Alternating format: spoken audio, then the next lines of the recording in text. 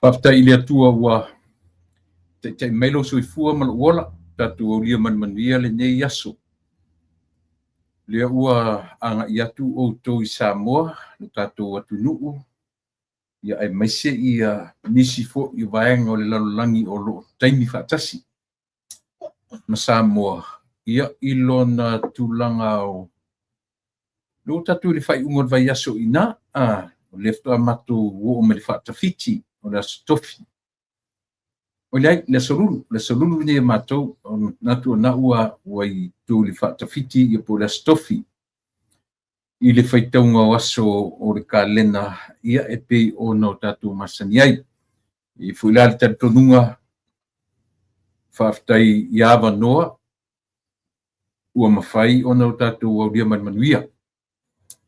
Ia le nei fo i aso fau, ia e whaapopo i le whaitauina o aso le soifua, ia malawola, ia manisi fo i tatu o lo o whailonga ina le nei aso. I le whiangai ma o aso whanau, ia mo meo talanga teu, ia pio aso whamanatu o ainga ma whapena. Ia o lo whaitauina i le nei aso, o le aso lulu le nei, o le aso luas fumaleiva. Ia o le whaatawhiti fo nei mātou, ia au le tau alunga ina, o na ua tau le tau alunga o le nei masina, aso muli muli. O tae ao le mātou toi aso, o le nei masina, ia ona tātou tau mawai atu le, ia perila, ia mani mea fo i na tutupu ai, o ani mea na tātou ui mai ia a perila, ia lea ua toe tasi laso ia ona mai ale whengai malenei atu au na ua tau laso tau se furu. Samoa, Fiji, Tonga, New Zealand, Australia, manisi vai o malalang, ia pia na Amerika manisi atu o tau whai tulanga tutusa i whai taunga o aso. Au lea, ia lea se me sili, nai lo tātou whaftai lea tua ona o lana mea alofa leola, o le soifua la lelei ia te oe o lo e mafuta mai, ia a o se ola fo'i o lea o lo maua e na mātou, nei tūlangi ma le tau pati atu, a le tātou a la leo, a le siufonga o le taia fau, i lalo lana por kalame ua ta ua o le lupe whalele. Le ali I e amalulu mai o matolo tofatu nei Foa I maya le lotofo le loto lava e lele Foa I maya le lotofo le loto lava e lele Foa I maya le lotofo le loto lava e lele o matoloto au mata o e au ngofi e ai ngalue ma ya ia mama matote oli ai Foa I maya le loto lava e lele Foa imaya le loto fo le loto la mae le ne inau na watu imato imea a le tino nei ia fia ya Yesu mamea uma iluma o imaya le loto le loto lava lelei o imaya le loto le loto lava le io ele atua lo matu tamai fo imaya se loto fou o se loto lelei o se loto mama awa wa ele lava o matu tangata tumu leanga masisei leanga sala o matu tangata au whamanatu mai o vi inga e mo o mia i mātou se loto fo. Whaaftai le nei aso, whaaftai le ola tului ma le malosi fou ua whaapea ona tu. Whaasua mai mo i mātou. Whaafetai le malamalama la tawau i na mo atu. Lo mātou iai le tai au pō le ala e male. Tau ne ta oto atu i le pōngi saa. A mātou iai ia taimi o le aso. Le ia mātou te vivi i ma whaafetai oe. Whaafetai loanga le lei tuli loa lo mātou ola. Ia, iwi ina pisi le tangata maana na sa ilinga. Au lo tau mai pea lau o fionga. O lo tau mwhai pea lau o fio e muli ta ia lo mātou ola. Te mai whaafetai i loa lofa tuli loa. Whaafetai loa lofa e tau mia ai le so o na whai o le soifua ma le ola so o na whai. Whaafetai i lau leonga ma lau puipuinga i aso uma.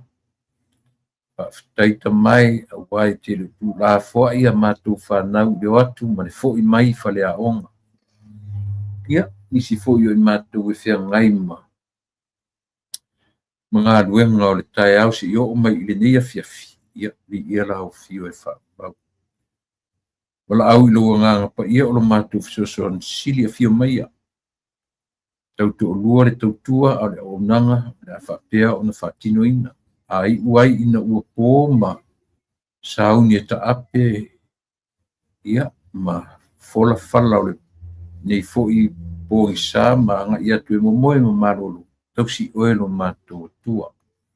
Nisi vaenga o le lalolangi o lo o maurunga pea ia le malamalama o le la ia o taitai o mātou atunu o sa moana lua. Mai e whamanuia ia i lātou taitai o le nei atunu o lo mātou unu nofo mau mawai whamanuia ia i lātou. Ia, whio mai tautou lua se au nanga se vai au se le ato atoa wha ato atoa mai e lau whio. Se teimi o mua tau mawai mwhatofa i ova oe ilo mātou wā ilo tātou le ni ia ma te oti tata ia tātou whapene ile ne yaso te iona toi tūla ia mawai sovi inga i mea o mawhai o no mātou whai am whatino ina ai awa lava o mātou tangata whamangalo i mātou le tuatupa i oi ke riso no mātou li i mat whaola o ole ma wala au. Amen.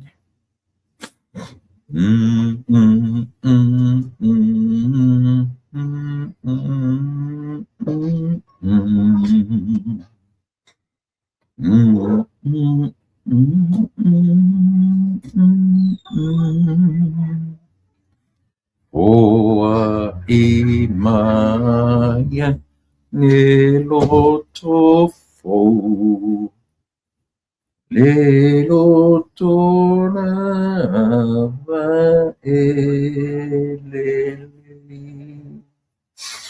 foa i maya ne loto fou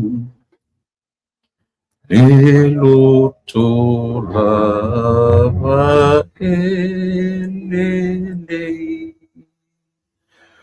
foa i maya le loto fou le lo o kasi manei o ure pese foa i maya se loto fou pese se lau fast fu mato to tele i latou e usuina le pese lea o le pese na maua mai mafaufauga o le fatupese i le isi foʻi le fatupese ioe o le fatupese lauiloa o le tusipaia ia po le alii faisalamo tavita o le tusi lautusi o le salamo e 5 ma le tasi ia 5 ma le tasi le lautusi o le salamo e na agaʻi mai ai mafaufauga o le fatupese pei ua asamo o le fatupese po e lavantusia pese i tusiga aua o le tatou te faitauina o tavita o le tusipese o salamo o pese o viiga ioe lea lana pe ua apa i ai le tusipese e ana le pese lena tatou pepese nei se lau fasfuma ma le tolu ua faitau le lautusi o le salamo e 5 ma le tasi a mo sou taimi o tāua i onai mea ia e amatai le tatou polokalame a mo sou avano i lautusi paia laga i te lē malamalama i se foi upu e tasi a le foi upu e tasi o le lau salamo e 5 ma le tasi a o lona foi upu e se fulu foi upu e se fulu lea faapea lona faitauina faapea faitauina o le foi upu e se fulu lea tuae ia e faia se loto mamā moa'o ma ia e faafouina se loto mau i totonu iā te a'u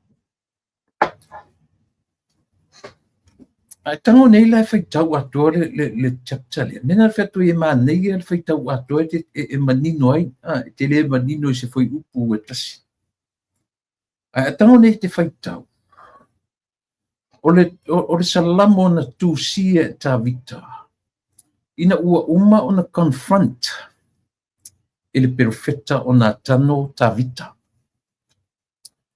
ua faailoa e na tano iā tavita le lutuā lē fiafia o le atua i lana mea ua fai na mea tavita ua fai ioe tapena e tavita tapenaga e fasioti ai uria le toʻalua o patisepa ioe ua fiahalu le tamālua le toʻalua o lesi tamālua ua manaʻo tavita i le toʻalua o lana taʻitaʻiʻau o uria ioe fai leo se faigaina ia na oti faamatala uma mai iā inā e atoa le tala lea i le lua i samuelu e lua a o lona mataapu 10 ma le lua 10 se i tau foi i 10 ma le lua o loo faamatala uma ai le tala lea ioe ina te au maia atoa ai le malamalamaaga o le tau pupulega tavita i le fasioti le toʻalua o le fafine ua avaga i ai lona loto ioe ua vaai atu tavita a o tū mai luga o le faleluga ma tilotilo ifo ma vaavaai le la lelei o le tamaitaʻi lona foga faatautau na ua uma ona ioe faamalu ma tulaga uma faapega pei o inā na leiloa i e tāvita lo la vāwhiangai ma lona atua. Au, tasi nei tala tatou vai a tāvita e le se tamaitangata. O le taitai au, pa moimoina. I oe.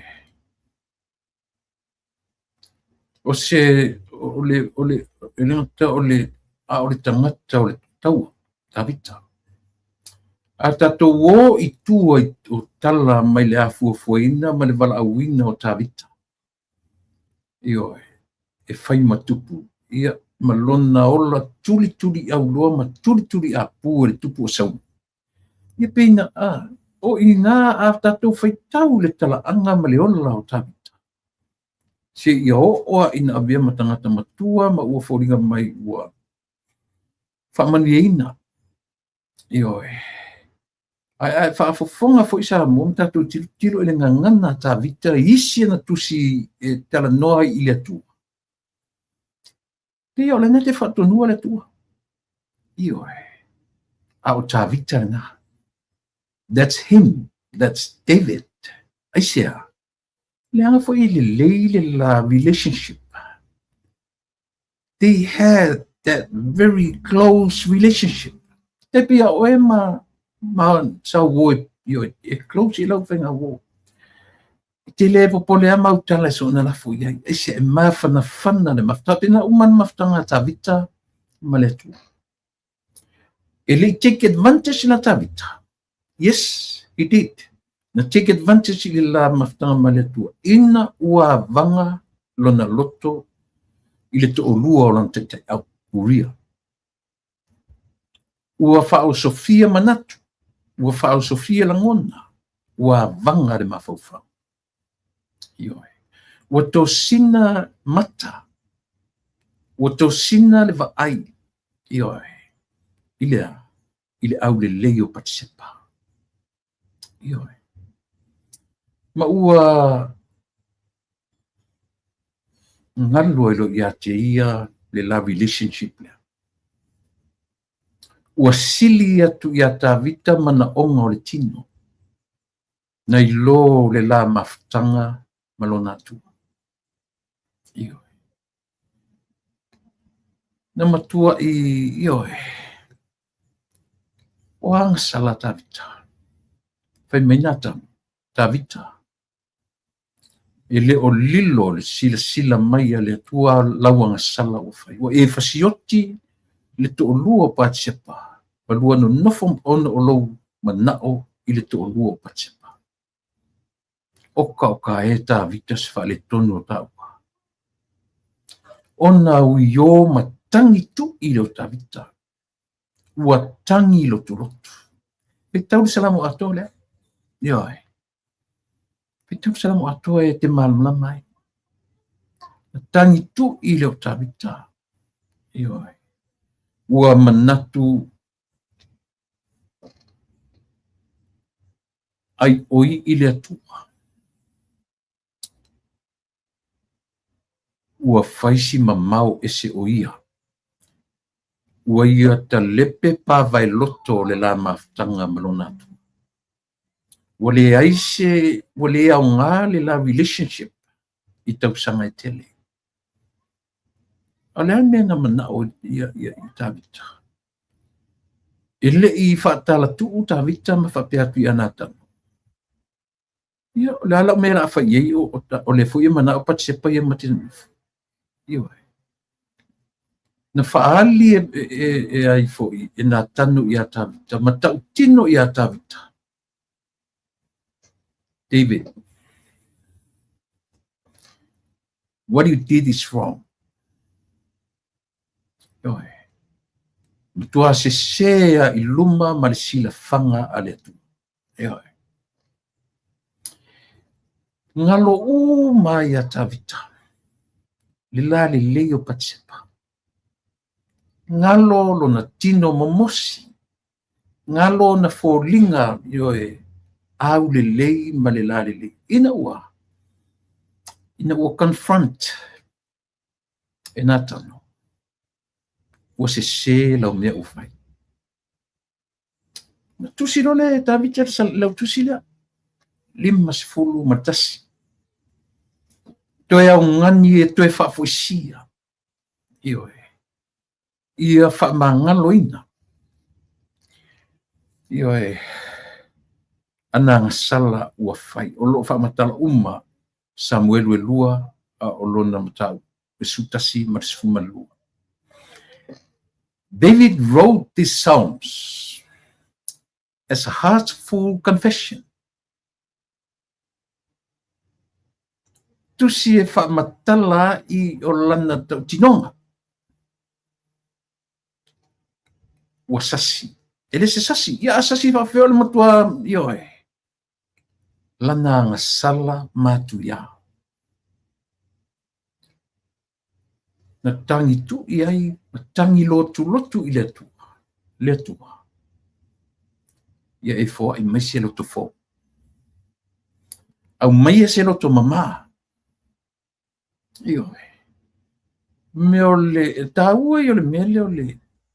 Me, even myself. Io e. I barely need it.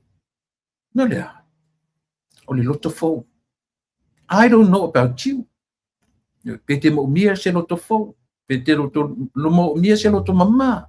Pete mo o mia io e se salamo famau. I badly need it. Te lilo ia oe pea. Io e. Nam tanga leo se tatou.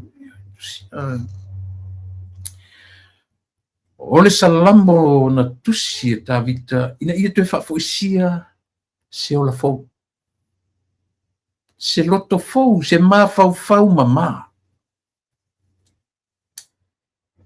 Lea li ia manu mai. O matolo to fatu nei. Foa I maya le loto fo. Le loto lava lelei. Foa I maya le loto fo. Io. Che pesi vai lo calo sore a. Ya fa fia ka kua mionga 7 days a week. 24/7. Io. Na o mea ma se sei a mea tatu te whaia. Ka kukili whaatino ina se po sea. O lewa na nga sala o tatu mawhauwhaunga. Mea na ele sao sisi tu la fono. Io e. Mea ele sao sisi. Mea na maliwa Yesu. Io e. Mea na manatu ele atua iana tu la fono ia. Ili ai se tangata soifua e ola mai I le 10 commandments. Nobody, no one. Ese usau Yesu fa ato tu la fon fai mai mose le whenga tuai. Aua e te whasio ti tangata. Ai o te whai atua au I atio. O le taimia e te whai atua I e teita I tangata me te whatu raka o e whasio ti tangata. Wa fti sila o tau iai. Fai mai mose I le whenga tuai. Aua e te murilua. A o te whai atua. O le taimia e te mana o na oai. I le avare isi tangata. Ua e murilua. O ai la so tato. O ai so tato e sao mai nei mea. E oe. O ai. E te sao mai mea ia. O le taimia te mana o na oai I mea le lua te tua oi. O lana o na tane, o lana o na whawhine. E oe.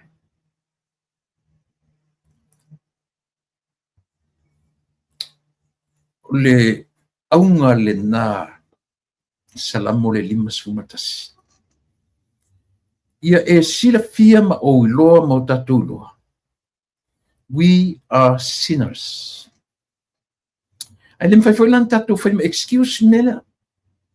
Ia, whai me tawita. lo ua tua au maia se loto fou. Au mai se loto mama. Foa I maia le loto fou. Le loto lava le lei. Foa I maia le loto fou. Le lo. Yan nga. You and I, we all need loto fou. Ma le loto mama. Whaafou mai le maftanga, ma le pelepe, e sia, ono le ola tu ina nau. Mele na pa uitanta, ola tu ina nau o mata. Waru te whai atu ia te oi. Me se foi matou tu paoli. Po lea ma lea e latu a e sau e whetau I ma se matua la lele. Ile mwhai an, whatanga wha sepa mata e. Whapena winga o tatu wolanga. Whai a ututa me tai. Ki ngā anau tōna nofo mo tūtei tōrua. Ia le manana. Ia le manana. A o le whai mai upo te sele. Whai mera no whai pue lua. O mātou loto au ngatā. O oe e au ngofia. Au ngatā o tatu loto. Pai metese. Do a au ngofia la. Ia Yesu. Ngā lue mai ia mama. Mātou te oli ai.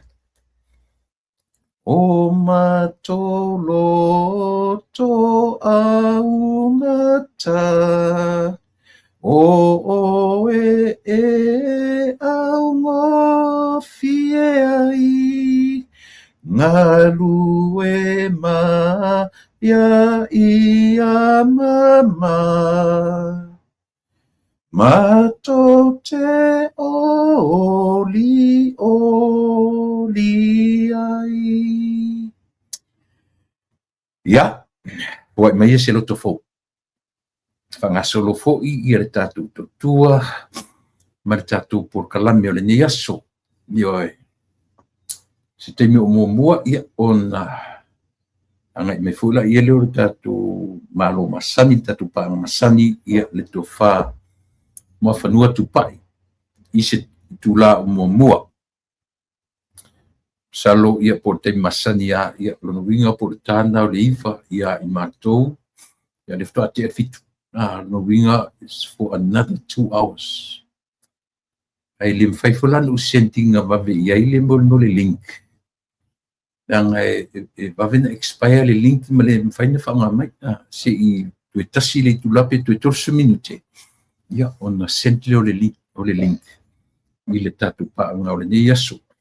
Ai o le taua I o si tatu mta pulito te amatai. Sei whape mai rori ma pia whape o te le muli lua o mawhauwhau. That's the toughest part of the 10 Commandments. Olea. Ai tatu te le whaatino ina. Pe te ita whaatino le ita. Ia pe te waai whaatino le waai. Ona ua au mai a upgrade mai a Yesu tu la fono. Feo lolo ma mau le taimi o mose.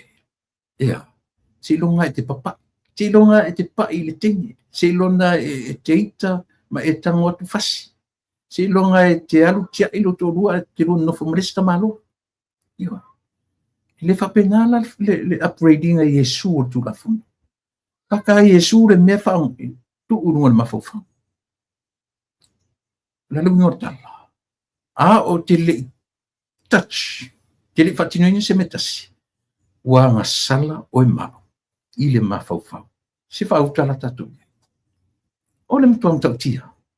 Mela nei le maliu Yesu le alofa muti vale o le tu. O ai so tātou e whea ngai ma mea ia. Pea whai o le tātou nature lea. O le tātou nature lea ea. we fall short. Tatu natura na.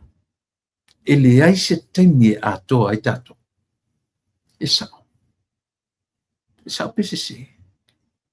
Io e. Ia se vai foi nei mea tatu te tala noi. Every day. O mo mea lava mea tau pule pulanga. O le mea lana fai e ta vita to luo. Io e. Le tau pule pulanga. Plan e ta vita e alu te au malu. Ia mauti ai. Maua lo malo na vanoa. E fa pili ro ta vita. Ia si fa fine o patsepa. Famine tel mai le tua I lau whalongolongo ia masau soso atu le nei aso po alava ia tu inga mata puta te tala noina ia tatu tala noa ia I mase loto mama tatu tala noa ia I ini mafaufaunga mama ne ia mawhai ona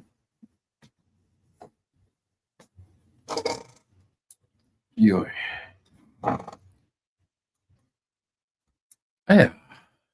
ioi tena sa o ari mei avito ioi no po ele si fa I matang ai na lo fa finga nga sule Fale aonga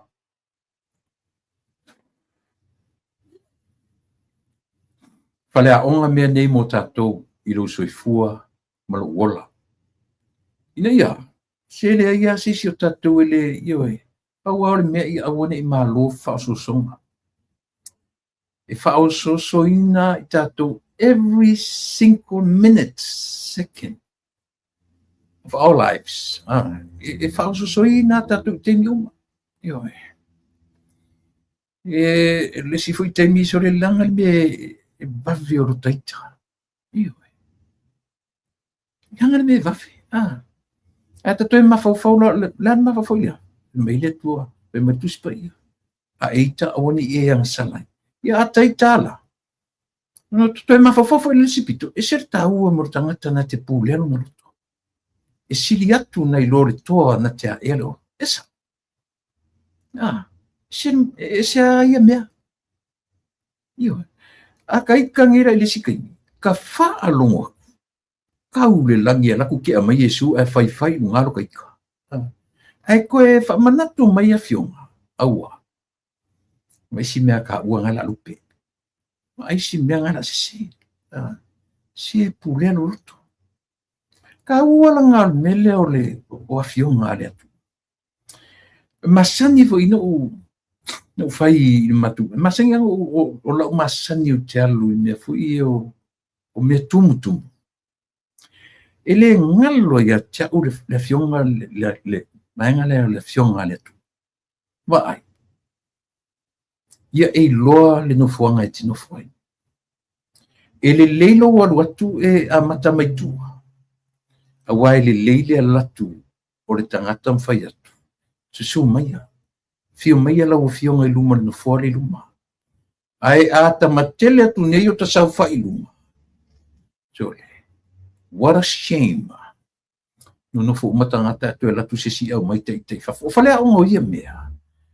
Le loa fetu na I le mafu. E o foi lai me o mata upu umai e tatu te tanoina. I le aso, ma le aso. O mea e vavao ai le itua ngai, ma le itua le fili, ma le itua le malo. O mea umai ia. E mo o mia e le itua le fili, se loto mama, se loto fo. E mo o mia fo I le itua le malo, se loto fo. We all needed a new heart. Se mafau mama, mafau le loto fau. Tahatu te mo o mia umala.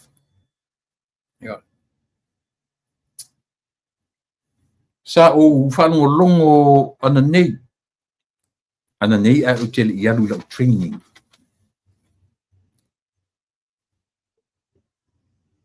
Ioi. Nei le tai au po le tara suta. Sino whanongo ana le por kalamea. se li foi lea mai Australia le po foi lea mai Australia le o lo a fai nei le ngā luenga te le o le atui i le whainga malo. Ioi, whaari fui lona poto, malona mawhauwhau. Ai ele mea na au mai ele li i lunga. Na ia au mai e lunga le whaka. Ioi, whaka lua sfu mat wha pitoa se fu, numer se fu. Whaka ale kāpeneta. Wha solo mai le ele li. Oe matamata. Ai pai mai i le footnote o le whaka lea. O loo highlight ai le upu confidential.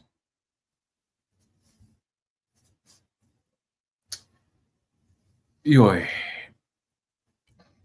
Fa solo mai ai lunga ai langa toe vavean toe emo eselan na. O le tau o neimea.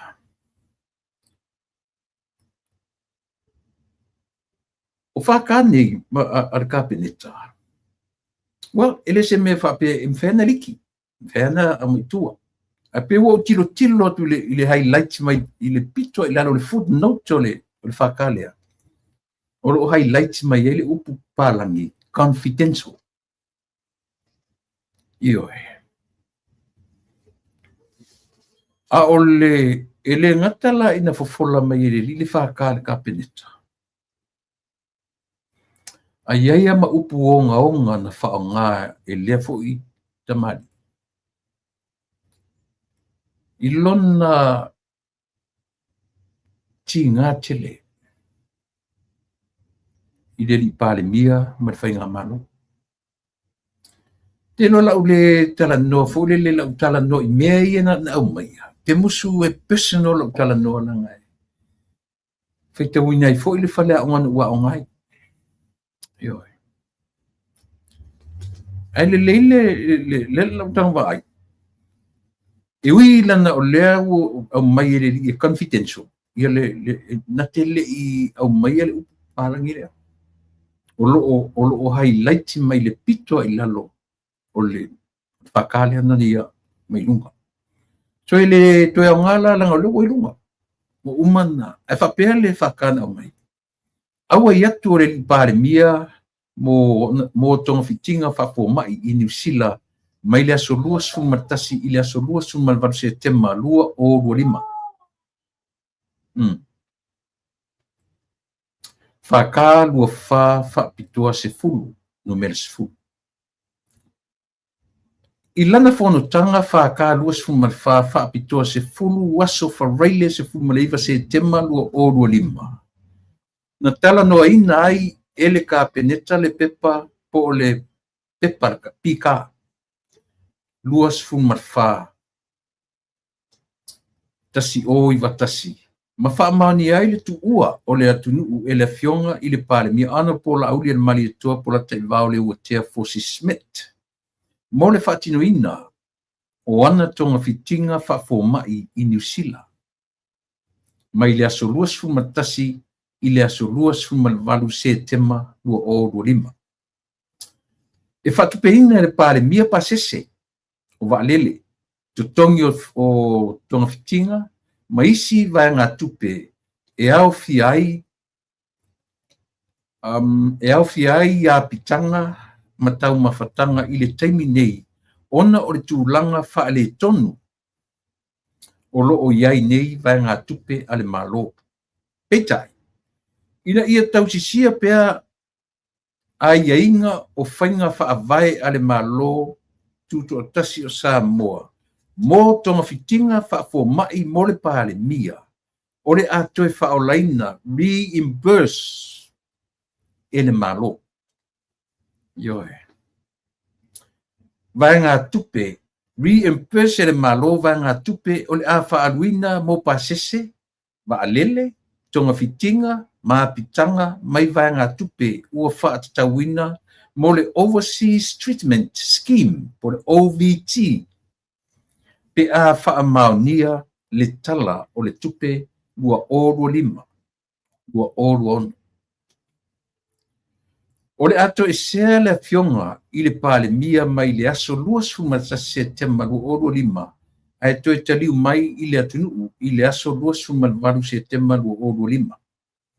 O le nei fai unga na faia i lona tūlanga pa anati nati e tusai ma le vaenga tolu se furu ma le valu pui tasi. O le faa vai o le malo tutu tasi o sa mo lava ina. Fakana lena au mai lunga e le lilia o mafi o ili fai te lilo lea e nickname e tangata ia ai mamoe. O le tūlanga la o lea o te whai atuai. O te le i loina. Whawhena mau e lea uso ia tususinga ia. Ioe. Pēna whape whea o na ia maua tususinga ia.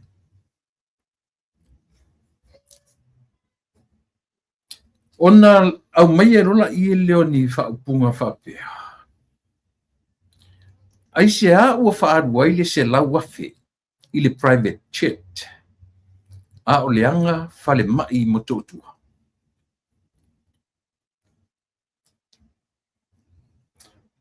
E manea nei issues whapea le lelo tātou taranui e.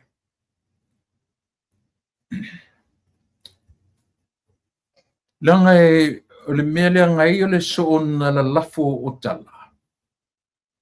E au nomalo na sila fia. O le whale tono mo tōtua. E li whale tonu tau sanga se 5 pese se fulu. Na whale tonu mai ai le taimi o tule. E o foi mea me vesi e me o fuala au, fuala. E oi. Na whapea foi ai le taimi o tule.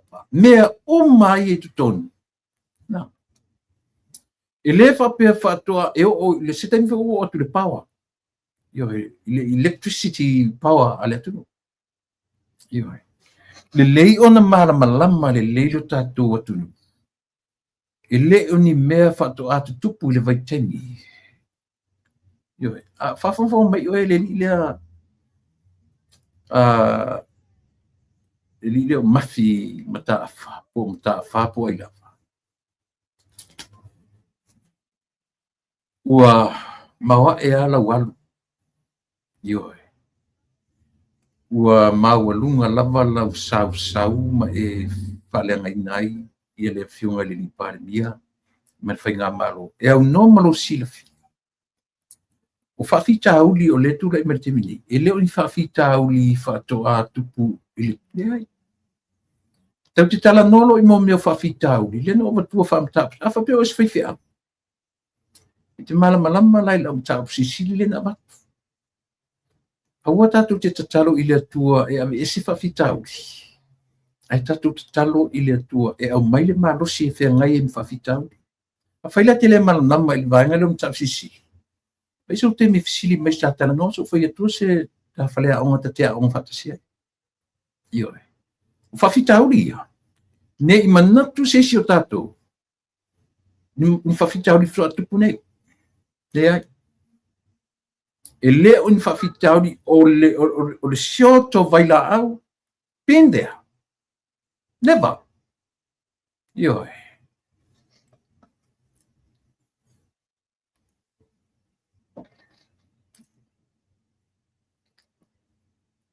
Ioe. O leva mea ia. Ai peilanga e fou i tatou whaalongo mo le meo o tangata ua matalanga su e ni ava no e whaaleanga i le manu. Ia, e fou nei. Ioe. Ai si la fia le lei e le tau le lea. Ia po le sunga. O le whewhi aua. Tele lo ua, tele lo. Pe uma la e launga le li e whaunga e la tu whewhi aua. Ioe. Au le ua maua e matanga na mena whai. O le foi la e whanono atu I lana pina te tua ia le malo. Ua whaalu waili se lauta la I le private jet. Na si ima iai ia le fionga le lipale mia I New Zealand. Ai le anga le whare mai I matotua. Ai le leipea o na whai atu. O le tutulu o le whaale tonu o lo tonga fiti nei. Te musa whai atu a mea oina whai atu. Pau le tala whai atu. E leo ni mea fau nei. Oina whai a whale, o le taimi oina whai a whale. Ia ole nā, leo lava nā whemutati. O le taimi o tuila epa, ma le heita pipi. Ioe. Le ale tūlanga o maintenance o whale, le ale tūlanga o taimi o tuila epa, ma le heita pipi. Ioe. O mea umana tau whaia. So se mea whaia, whale, e le tise, mea uma. E iei me tau o le maintenance. To maintain. Ioe. In order to sustain to the same level. Yo, mai le sia unga tupulanga, papena. A whaila ufa le tonu le taimi lea, o le fasili. Pape whea na maintain mai le taimi tau sanga tele wara. Ioe. Tau te sila tutoa ia i mea ia. O lea o whai whale le taimi. E fau whale mai ia. O le matua fau a whale mai. Ioe, a lela o saure li le whai mau wha o spente sunga le. Na whionga le li parmia. Moro sila fia. Le whaka lena no foma lau mai lunga. Na e manino le lei. Na manino le lei. E whaatupe e le pale mia pa sese o waalele. To tongi o tonga fitinga. Ma isi vai ngā tupe. E au fiai a pitanga matau mawhatanga i le taimi nei. Ona o le tūlanga wha le tonu o lo iai nei vai ngā tupe a le malo. Peitai. Ina ia tau sisia pea a ia inga o whainga whaavai ale malu. O a whainga whaavai ale malu. Mō tonga fitinga whaafo mai mō le pāle mia. O le atoe whaaolaina. Reimburse. O le upalangi na reimburse le tupe. O le whakala le kapeneta. O lea ua au mai manino. O le whaai unga le kapeneta. O le whaai unga na kapeneta. Tātou te le uloa. Po ua whai se reimbursement pele ai. Ioe. Au lea lava ua ngai te tele le li le malau lau pe pelo ai le whionga le li pāle mia. Ile au mai pe le whionga le li pāle mia. E le tutongi o lona ainga. Ioe. O le waalele ia mapili uma o lona singa mai mumua. A lea ta tauna uwha malama i le tangata lea. Ioe. O le upu le ioe mai i le whapalangi o le reimburse. Reimburse le tupe. Lona winga e toe totongi, e toe whaolaina le tupe. O ai inga na le malo. Po o a tupe, ai li totongi le malo right away. Ioe, li whapena totongi le private church lea. Nai la sa oan pale mia. Na totongi e lona ainga. Totongi e lana whanau. Le private jet. Ile a matanga. O lea tau tina nofo pe whai mai o le whaka le mea le o te kuinatu. Pe whai mai o le whaka. Tatu tele loa o le whai unga le nara kapeneta. Ai tatu tele loa po ua pei le tupe po reimburse le tupe. Au tele vave tele le alu le po lea. Ioe. Tele vave tele. Ioe.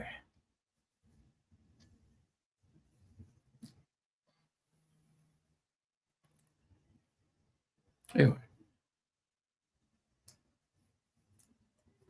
Na mawhai e pāle mia taru, ena whai ni me whapea. Na mawhai e tuila e pā. Tusa pe toi reimburse le tupe, pele ai, o le mea tāua, na ia tutongia lawa, out of his pocket. Lona ainga, ma mea uma, i le taimi mo o mia, ma le taimi te le vave. Ioe. E le o le taimi e le i o le tau wha mautu le tala o le tupe mai le ua lefta no fo mai le malofo. Ioe.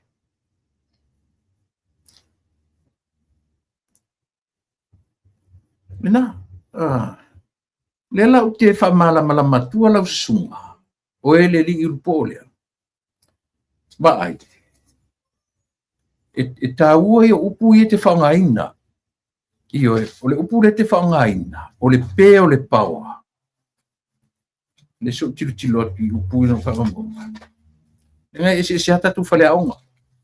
Yo. Ai sea na tight upulele na fangaina. Sea na tight security. Ile pui o le PM. E me se foi to foi today. Ua e fai mai e mulinga ia le afoi. Ia tangata bodyguard sa Donald Trump. I security na latu wa ia le. Na e son talafo ale pe le hal mafuanga.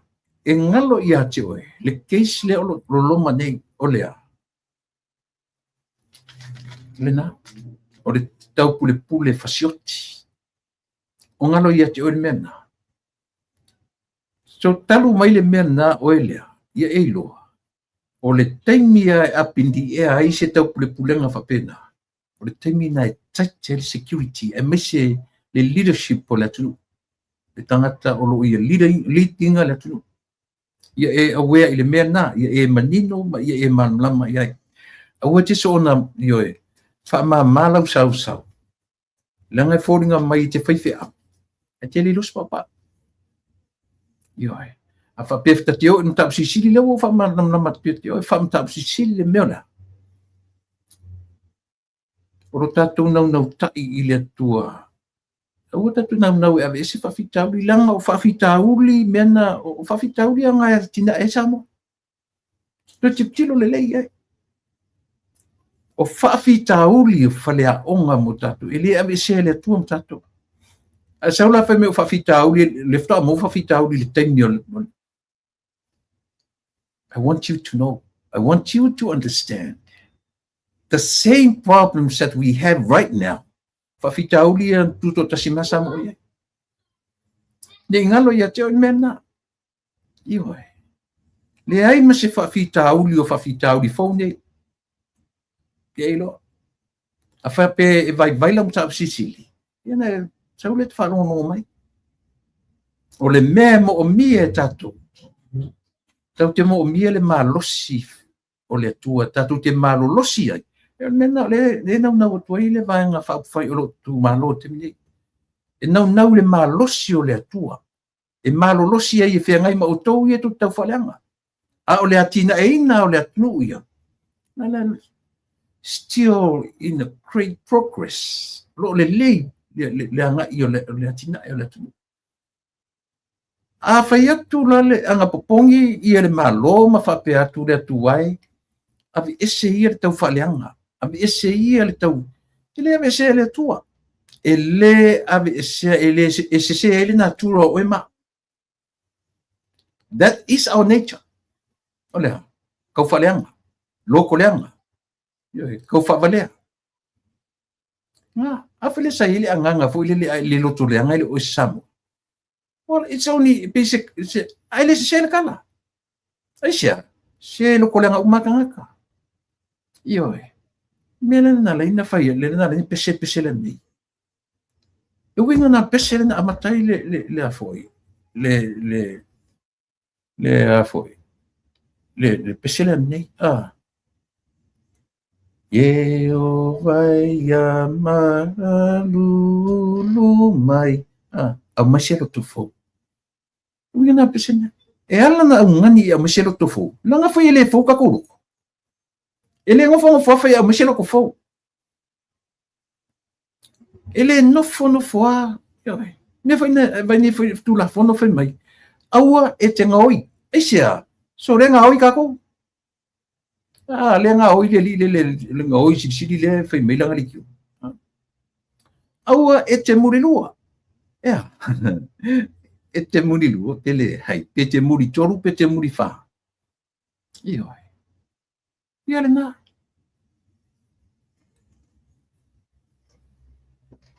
Le winga na le tala.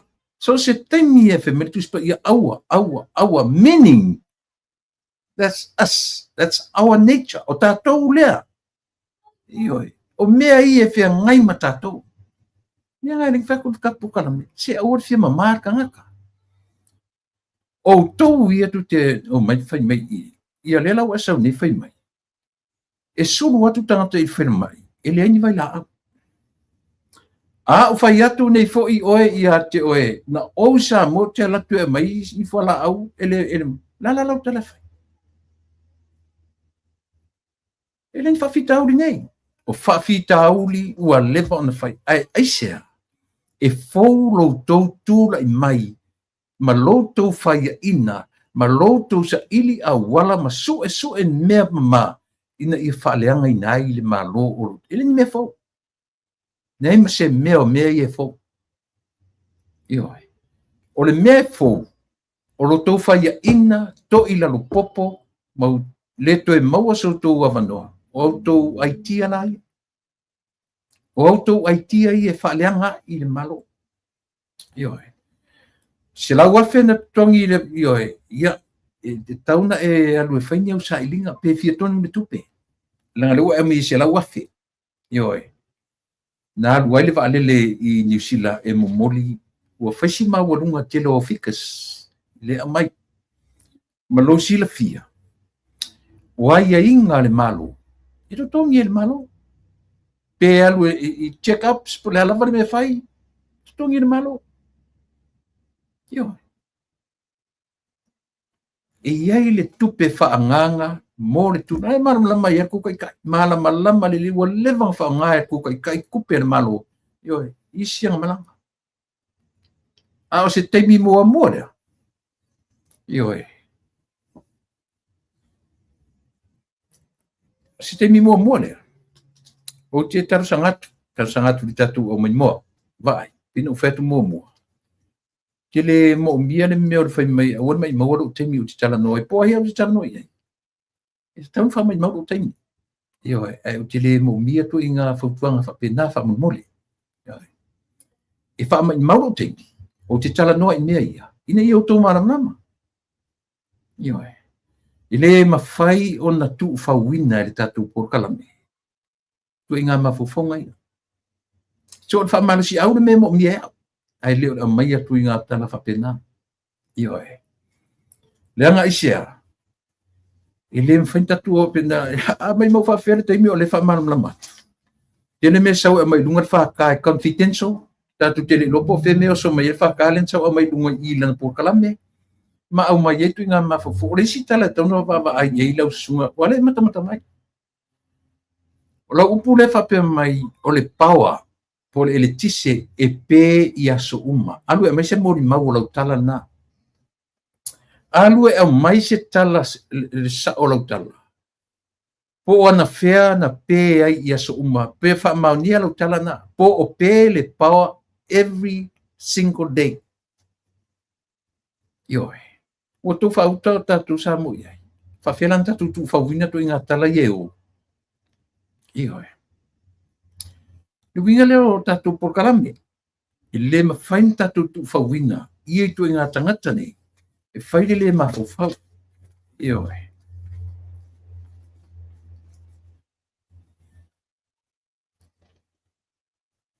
Fai mai le tala le li o li moni le la whatano.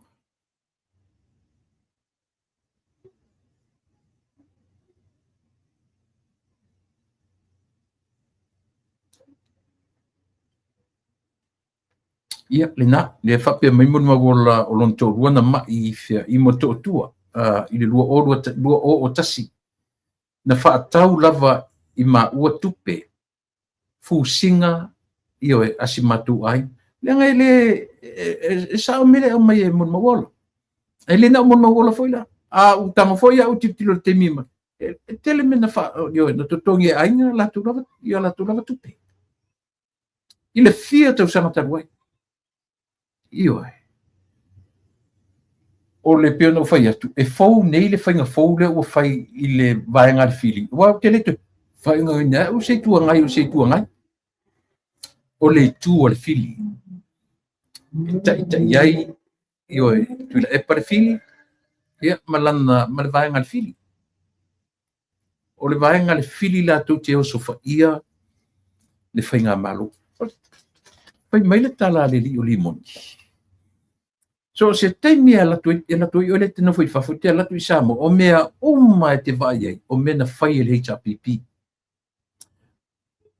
Ia. Na ona o so atua. i le vai o lea tele iloa po o tele lona mafaufau le tama pe faapefia ioe e taulangi na ia sau nei o lana tala le afiafina po na ia faapea mai ai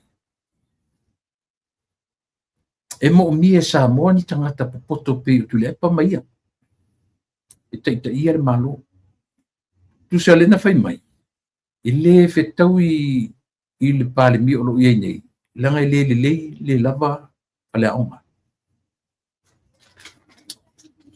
o tala na le liʻo limoni i le lapolokalame le faasoana po o talofa i ai mutimuti vale alo talofa i ai siali ua toe nofo a ia ma toe faamatala ma ia tia o le matuā vaivai ao le toiga tagata soifa o te faitioina foi le tumālō i le umi o faatū mai le tumālō lea tutusa lelei ama na tou mai totolu tule epa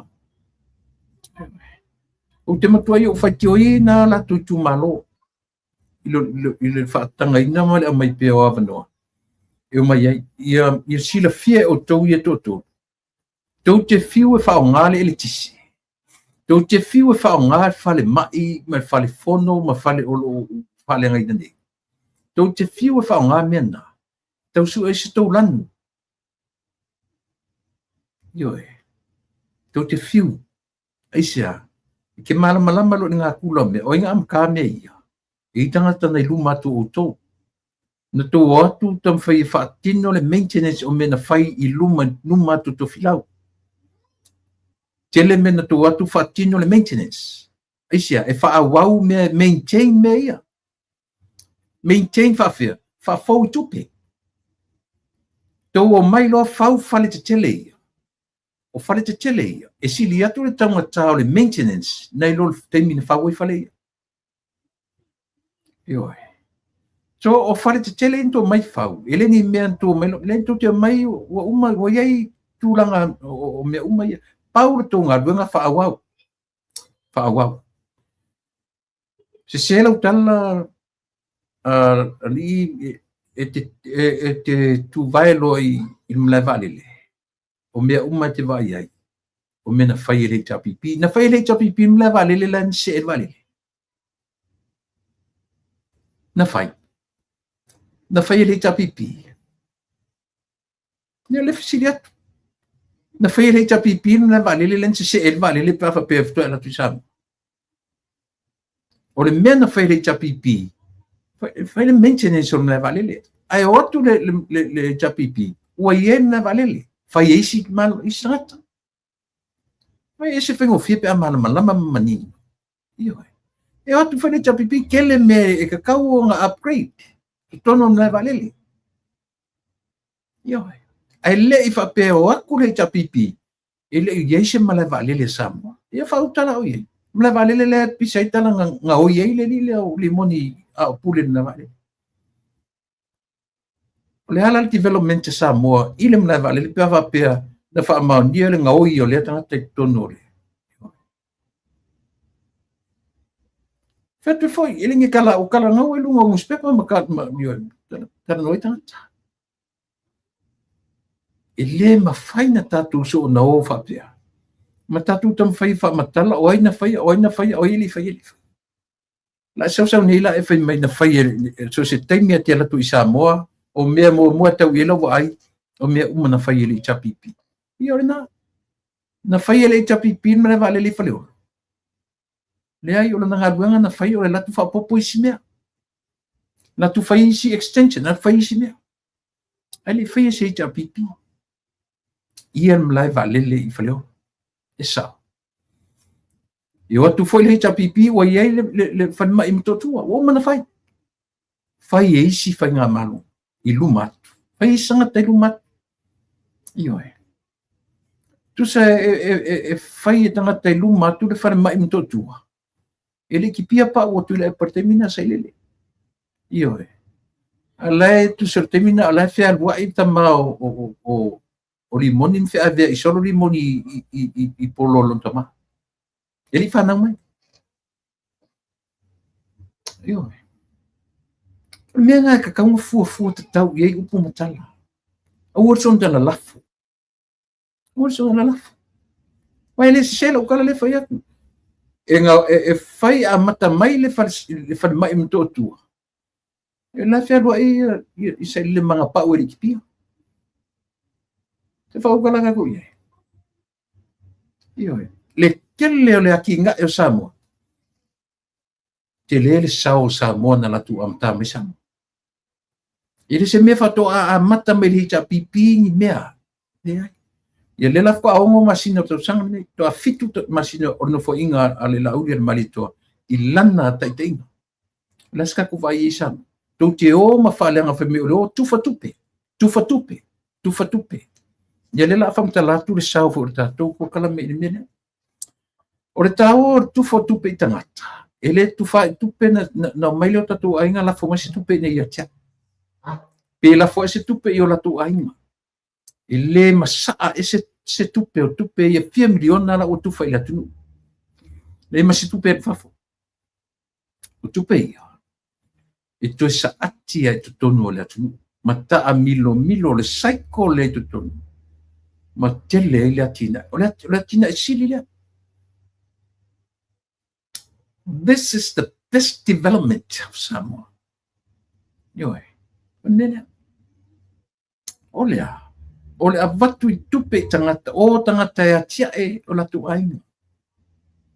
Fai o la tu fali. Fai fale o tu malo. Fai ma to e ngoto ya le tupe le tu tonu o le tu. Ele yese tupe o sau fafo. Ioe. Ele fa pe avatu role miliona o el matu ainga la fo se tupe ni tongi o pidile ai. Tu sa po ana me. Ale la fai tu ngal wengar diaspora. Ole la fo tupe Samoa. Mea le tam fai tuai ia le awari ia. Ele fa pe tu te o mai, tu te la lafo mai tala ma tu fa me e tam fai sufi le fa longo la tu. E ma tu no fa vadvale ia fa pe le ai. Io. A fa le ma tu te lo fai atu la watu to pona pe to me tu te o mai la mai matu. Fa tupu tala ma tu fa tupu tala fa le anga yo ma tu ta. Ale ma tu te tali atu la tu fa le anga ro fa. Io. Le foi la to mai fai mai wor ia la fa ole se fa mo la tamai ofisa o le atina e le lo ngaru lue nei ia le ofisa o tinama tamai tai ile proketi le miliona 2 miliona le wa mai se fa mo la tamai ua otu nei ile tase lau ono se furu wafe tangata. Toru se lau 5 tangata ua maua le tai se lau 5. Se lau ono se furu wafe. Toru se lau 5 ai fia le o ingo tangata.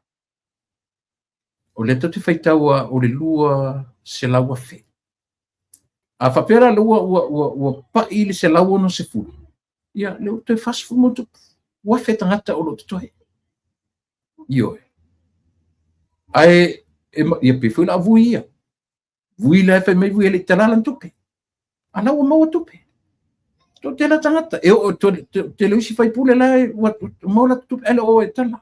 Te vangai vanga le tapipi la u ioe. Rena o le poisi ta falongo tu ele ni o tala la musa muna o le po tala. Ioe. So le winga tala mau ele tino I tupe 2,5 miliona 5,3 wafe male se lau tala 2,5 miliona 5,3 wafe male se lau tala tupe na le ua faalu il tangata ia e se lau ono se wafe tau sisila tatu tabo ia o lo fa wau pe ona tuina tasile mane o le tala na mai tu o lo fa wau ina pe ona tufa ina tupe ia o lona winga ele mai tala fasitala na fai uma ile ele mai ia le tu ai fu ele luas fu ma se la ons fu wafe to ele titia tangata na to ne tang le faitau e fia tangata I fa fo me sa mo te mie tasina tangata to tile io ia matangata o lai la fa tala lo eli lo te mi halo e piki lan tupi ai au nei ngalo ia utura lo pe pese ia kanata ma le ai mamuere mai Australia ma sili o mai fea ia matu lepa le foi pese tu lepa fa mo le stupi io ai au tu lo o le time frame nana o mai ai from the month of March last month until June io o tu ia uni uma to tele tanga la tunu le fa foi i mo mio nga fa vai taimi to tele la tu le o mai i mo mio sunga fono o mo mio me uma fa pena o le taimi foi ia tuai to am fain fai la tutupe io o le me ia manino Samoa ele a foi ele fall ia le tatu por kala me mar tatu onanga tu inga ma fo fonga e fatu mai lungo loto ita tatu te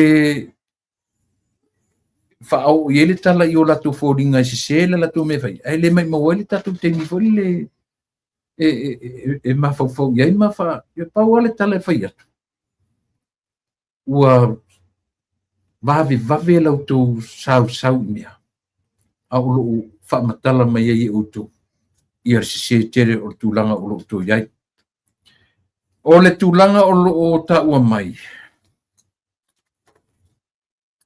i le whaawasengaina o i latou ua maua tupe mai le 2.4 miliona lea. Tangata matutua ma pepe whananau se i o atu i tamaiti whātausanga. Whaaruaile se fuma le iwa hawhe whase lau warurua.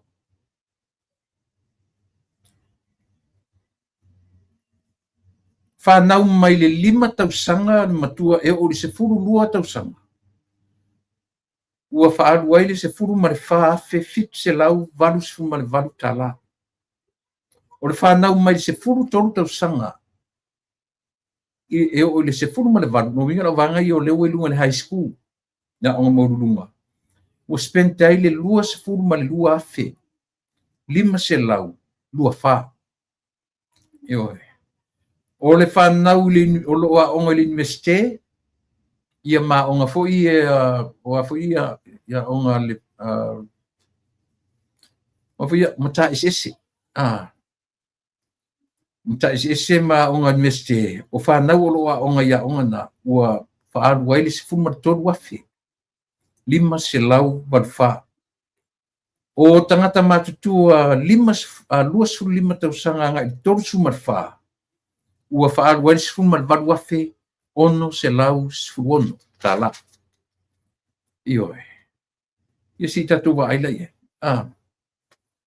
o tangata matutua mai torsu ma 5 nga i le fasu whatausanga le matu ua whaaru waile se furu ma le 5 afe fa se lau fafitu mai i lato e fasu 5 tausanga nga i atu le ono sumarwha tausanga le matutua lua se furu ma le ono afe fa se lau ma le valu o whaaru le age group le. Mai le ono sfuru 5 upwards plus ono 5 fitu se furu valu se furu iwa se furu se lau ua whaaru le iwa afe fa se lau iwa 5 na tatu waila ia le lisile na mai o tau mai le iwa afe fa se lau iwa 5 o le sao ilo to challenge tanga to le age group le 65 upwards 65 plus to le aka le ngori mai ka ko ma usole so le fai tau le senior citizens le na mai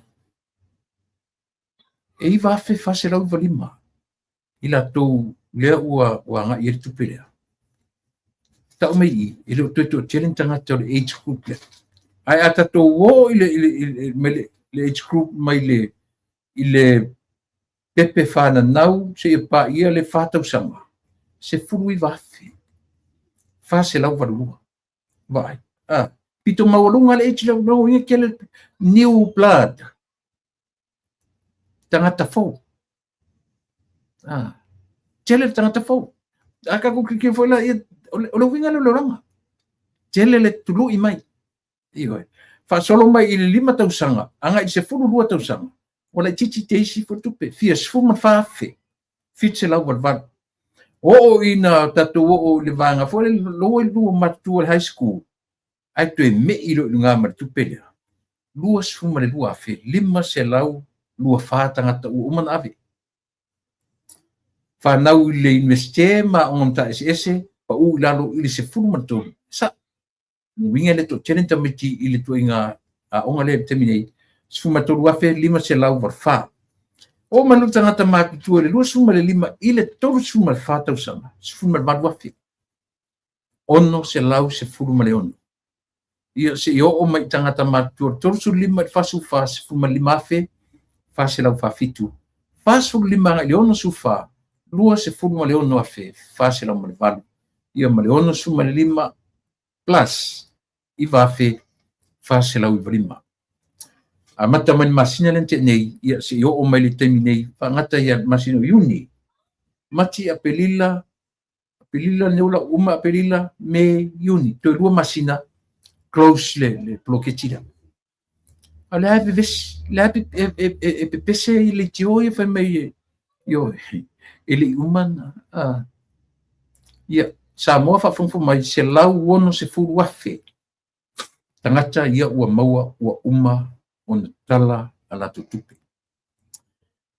Ioi, tau fai titia le meo le tau fai whaaleanga le, but anyway, le ai fori tau whaaleanga la uri. Le ai fui se motivation le lei, mo tato, mo le whainga malo, ia malana tāpenanga. O le tau mawhai o le tio ale HPP e whaaleanga, ia le malo mana tau mwhainga malana tina e. O le maualunga fo ile nā. O le tapena le whainga malo, ina ia whaua wina, ia mea o loo nau iai. Ioi.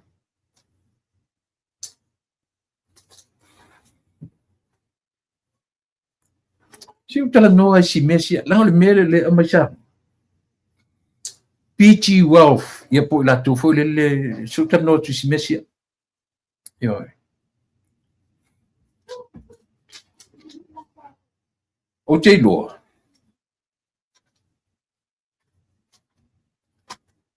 Pei tau tala ese mai le le PG Wealth. Pi tau ese mai le mea lea nai lo le tele mea le peu manatu samo. O ni tūlanga tau whaavalea. Ma ni tūlanga na ngā waitu pe tangata. Ona o leo te lipotia tu nei Amerika, pe o Amerika le malo sien melea. Ioi.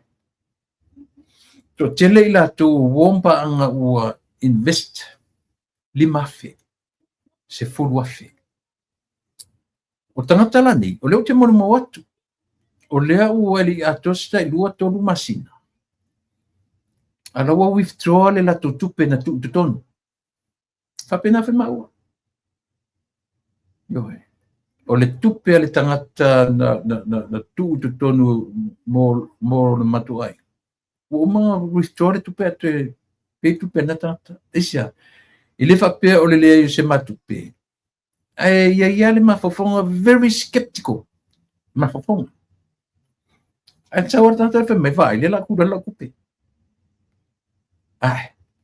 Si o ka feiso fu ngamia. Ili atu se lua ton masina. Atu mo tu pele ona withdraw rola I ona tupe. Atu fa fo. Ioi. E pe o telenga o le fa isi tangata nei. O le o tangata totongi ala tu tupe even though ele o le mena e mana uia company. Ai pe o le mana tu isi tangata ia vave na recruit tangata. E langa o leo e lungo o tatu, leo mai fatu la fono ma mai lungo o tatu news mai samo. Ia, Ioe. A le PG Wealth la tau ia mō tangata i Amerika. O leo te moni mawatu. O leo te moni mawatu. Ioe. So na lo tau runga na whanau o le itu tonu. O te reo iai. O te mori mawina. Ioe. O te mori mawina o na o lea ua toi ave tua tupe. Ioe. O te le o loa la mo le luma nai. Ai mo le taimi nei. Ioe. Tau wha te se mai le tatu malo langa ese mea. Ioe. Se ale va ai sa mo i le foi faina. Ua faisi to te lo tangata o latu whangaina ese mai i le foi le ngō isi mea na fai momo. E matua vala i sini. Ioe. Ala mon maulea. Alanga lewa mai lunga o tatu watu u whaaforinga mai o lea ua tala no ina i tu tono Central Bank ia mara tatu malo. Ai le leo mai whaangantanga tortu ai ngai nei. E pau wale me operate ele me as long as you have a phone. E ke trade day. Ioe, taiao a fiafi. Taiao a fiafi. Tu sa fai peke le recruit ni tangata. Tu sa fai peke le tanga recruit sesi. The only thing you're supposed to do daily. Olea. Olo tango e trade around 10 o'clock in the morning. Around 4 o'clock in the afternoon, in the evening. Tem whapena. Ioe, o te langa o to tele o. To tele o paanga o lea ua makua te tele rako investments i tu tono mene. The most of them already cash. A whapena tu tono se furu a whea lea o mato e ami whafu. A whapena tu tono le lima a whea lea o mato e ami whafu. For a short period of time, the investor. Ele mfailana mai ai si mea mua. Le na le whapea mai sa mo na ngā wainis. Ele tutusa mani mea lea.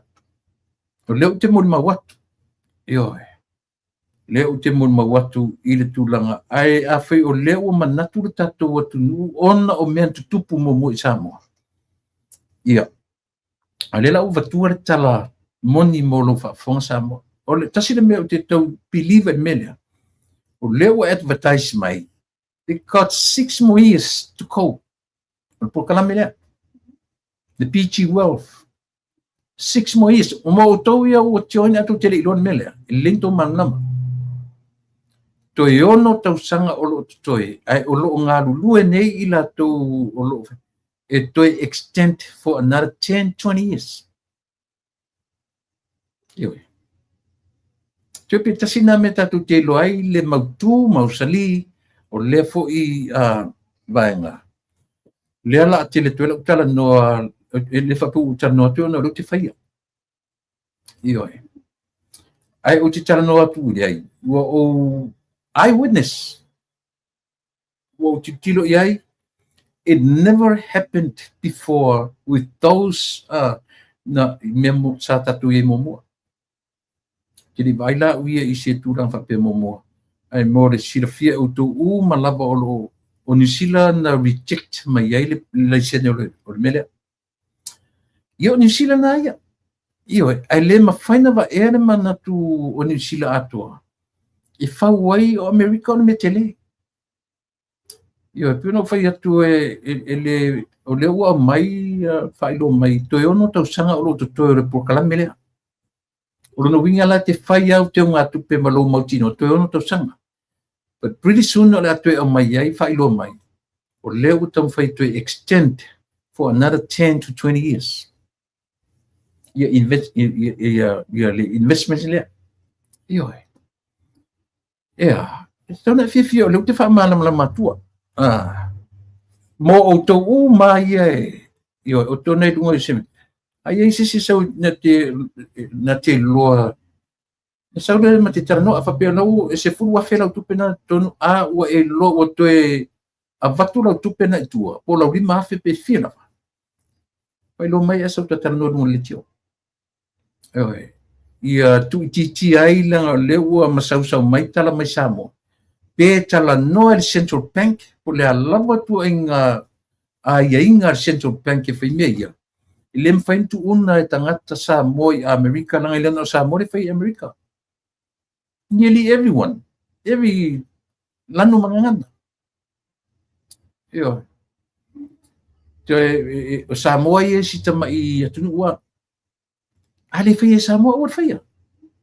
Ai le mawhaina a mai i lunga a mai se i tu maulalo le for investment. Ale whai e Central Bank a tatou a ua whai. Ai tō tari tonua. Nau tō mai le i whafo pe wala o mai o tō ainga i whafo. Ngasi tupe ngasi telefoni e ke trade day. That's the only thing you need on the phone, telefoni. E ke trade day. Morning, evening, morning. Tusa pe tele recruit. E crow wala tupe. Na o lo tango lava ioe. E trade. Iona. Ioe, lang leno wharongononga nei o sau i tatu tala mai i Samoa. Ia, maua fōringa mai ai e. Ole a tūlai mai ia tūlanga whapena.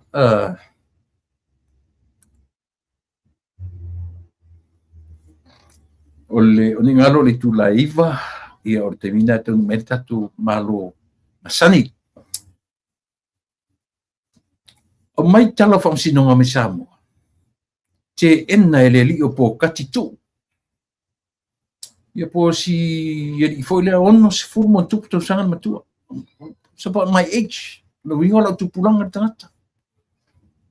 Le amai is about 60 years plus. No winga ono tolu ono wha ia pele titi fofo ia.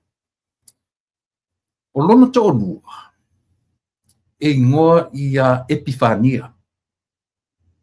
O le whawhine na salana no whamumua, le tupu e whaalawilawi. O le whawhine, Epifania, na toino no whamartangata ingo ia la whaele. La whaele lana lena whasioti, e le li ilea o po kati tu. O ana nei e po ana nawhina, whaua wai whamsinonga o le li ilea, ia mai te ena, te e oti nata. Nei te ena le oti o la whaele. Nei te ena foi tala i le oti o peni a mina pe rive. O le satini si ni o leo. Lena whana. Lena la veri whana. I le vaitengi o le ale tausanga. Lua oru wha. I ulai lua oru wha. O le ame whapea le na whaile mori mau o le tamaitai o Epifania. O Epifania fa pesano no fomo mo pokati. O na toino no faile mala faile. O la faile na fast fu mo tuto sama. Ioi. Lo nguinga pu vai atu Epifania o matua ia le li o pokati. Mana o mia la Epifania ia sila melatiti. Ioi. Toino no foilo ia Epifania la faile.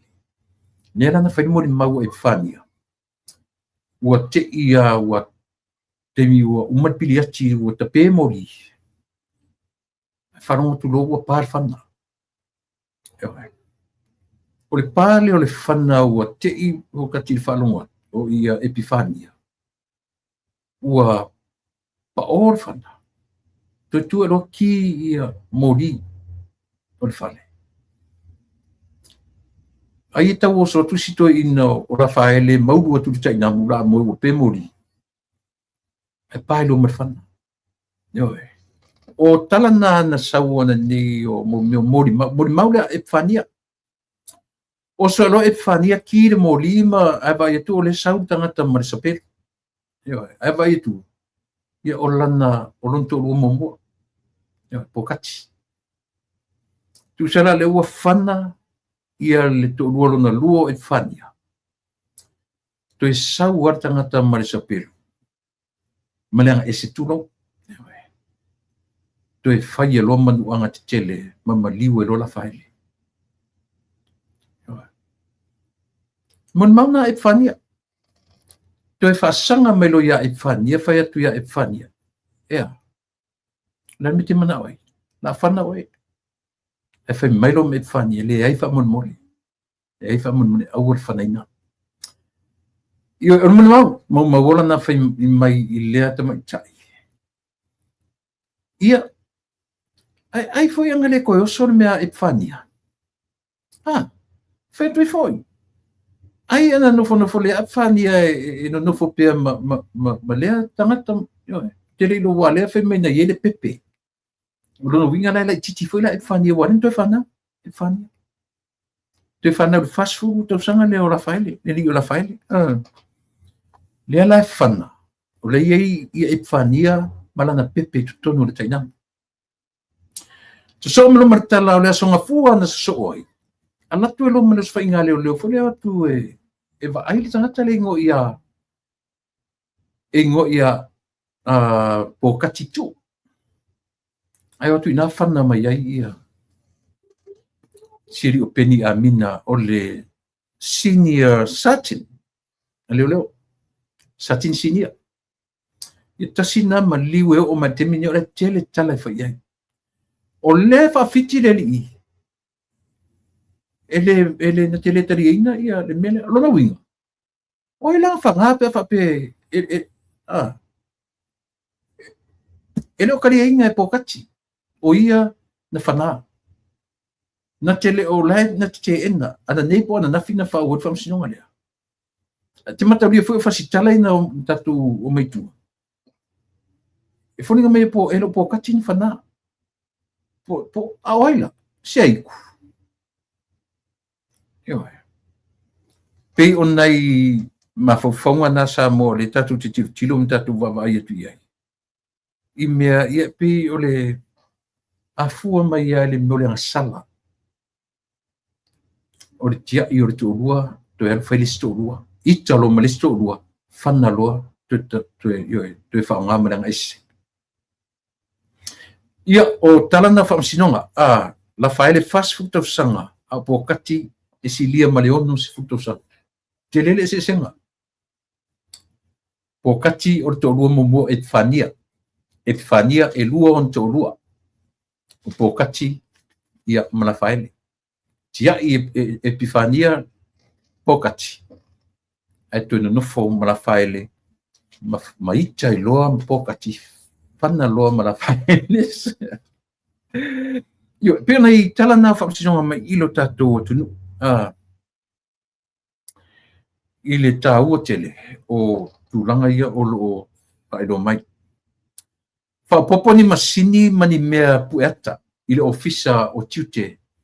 I le taumawhainga I le leo ina o le ngatai whale. I le meo le angai atu o waa fuia la tu te mori atu mo me meo fuala o whasaina. Pai me alo whai Australia I mo meo masini ma me pueata. Pea le tau ma le whase lau varsu ma le lima afe. Tupe Australia, le tau o masini ia o toe whapupu, le ngata o le tūlanga fui e tam whai e si tia per tūlanga le ofiso tiute. Na laina watu mo meo tai whausa songi, o mea pueata, o masini sa ili ai mo meo ta avale mo masini e watu e tonu ia peo le tam whai ar tatu malo ina ia mausali tools. O le aunga o te, ia tu I titia na man fuala o whasaina. Ioi, ia tu I titia le fuala o whasaina, I tu tonu o lo tatu. Le atina tele la le whai le tatu malo. Tasia whainga ele, ma whaina whai ele vaitemi o le li o le ale pule ma le li o fontoe, la tele mwhaina whaia. A whai o fasili, a whai tu tele ma whaina whaia, ai se hamin tu le mwhaina whaia. Ala ko mangira ko kam whai ele, ni ati na o whai ele malo, a lele ko kele ma whaia ng whai mea. Por me ea sa tu whaia, por me ea sa ko ula ele aisa, sa ko whaia le ko kaimi, nga le mwhainga whaia tu I foi. Langa o le tatu te matai tu. A whai o le aisa, wa levan sau ma le taimi o uto. Nga mea le festonga luanga. Le ale mea na le mawhai eina whaatino ina. Io ai sia mengale fin fatti no in media di moni mo to ia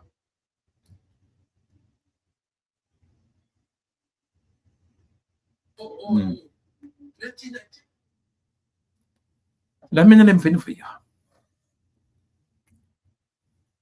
ai sia le mengale fin fatti no in e vite mio o fai no lanta to tilo in sao to fa ngai la isa to a tele o to sa fa ngai na o fisili wo to wo tu le epa fono toe fia me o to uma le pule wo to e fai ni to drug tests wo to e fatino le vanga wala wa mata me le fiunga le lipania le wo uma na fai le drug test le lipania ele to fai atu la ya to po la se te miskito la to te fai me a o le ata fa te tai wo fai le te tai o le malo wo fai to tests la to mai nei la to ala langa o to fa te mai si mai o fia tu pe walu singa mai ele ni parmia le anga le fare mai le ato tele mfena fa isi me o le tau tu iti o drugs to tonu o le tu fala fa saina to tonu le tu to te musu to te fai o to suenga yo a o le fautuanga mau lunga lavana i awane i tele fai tio il malo ai fesili ane po ato me sa fai le temi na to fai tule o le tanga le moni se lo fo la na sau mau lulunga yo upo tala no ai o tere ilo po le asana me le na fai mo le atu sa mo ia la tala e pa se mai lunga to ina fa to ina yo le so nei foi fe mo to ina le sto ina mimita ele sto ina yo e sa le mimika e pelo e sa le mon ele mimita ia to ina ai mimita lilo to e pelo yo mena to te o mai mau to tala yo e tam fai o limong ia pawasia na meang kau noi sa fainga luenga sa pule on la valele ai ei foi la tala o le o mai tua ele leila na o nanga fa pule on la valele fa maunia lan sortu la fono o tupe na misi on la valele yo isi fa utala tatu sa mo ia ile onga o ia fainga ile onga o ia tu langa fa pe yo lele o nanga la valele tupe na fa na ngawia wa tala na le na mai yo ele nyau tala nai lungo le ma nga i famsion na tuli ese ai mal na valele au asa na mele le na fai mo le atu a o fai pule me fito sa ne semea ele ai me semea pa walen mo sa fa matala mai nga luenga le chapipi fa matala mai ma leo ape o koriaka yo pa walen me malusita malea yo o lona leo tele tai il falfono me fole le na o tu ate ena mai le mfena o tu falfono leo ai tai ti fa yo o ko tanga ta tino la wapi o koriaka i fulfulu al fata yo na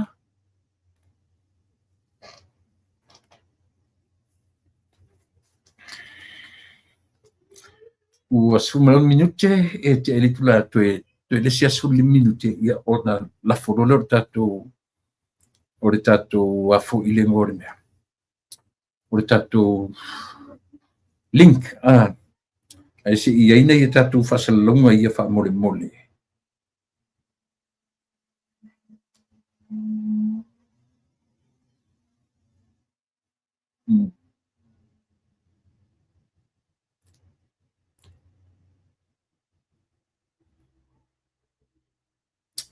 o tatu fasalonga ia fa mole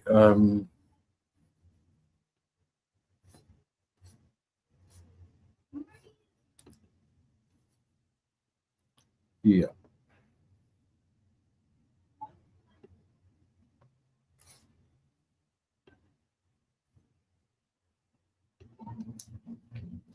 O le Monday Night Bingo mai i le kalesia a le e whakasā malua i Seattle. Monday Night Bingo o le no whanga whaiai o le Trinity Community Gym i totonu o Kent, o le Ayu Kent i Washington ia o le tuatusi le nā o lo ta ua maina o le tolu walu wa le lua tua e o mata ioe ia a o le lato lua se lauri masifuru lato pay out ia 6 ons ma le 10 extra bag ia lua se lauri masifuru pay out ma le lato lela e fia tasi le afe lako jackpot pay out e tasi le afe 5 se lau wiva sumaleiva tala ia ma le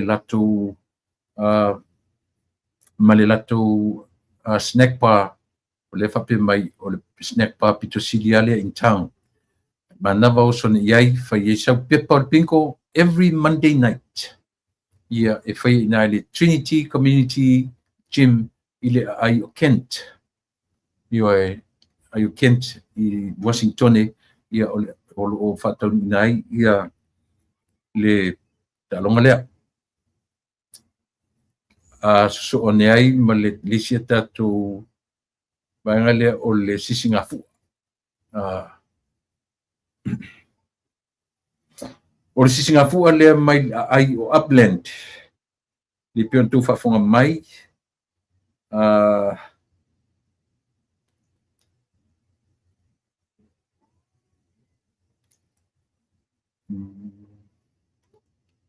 na lo tu sila mai i flyers na lo la tulunga o le ai o Inland Empire's Samoan Flag Day e fa tauteia ele feiloa i le paia o Samoa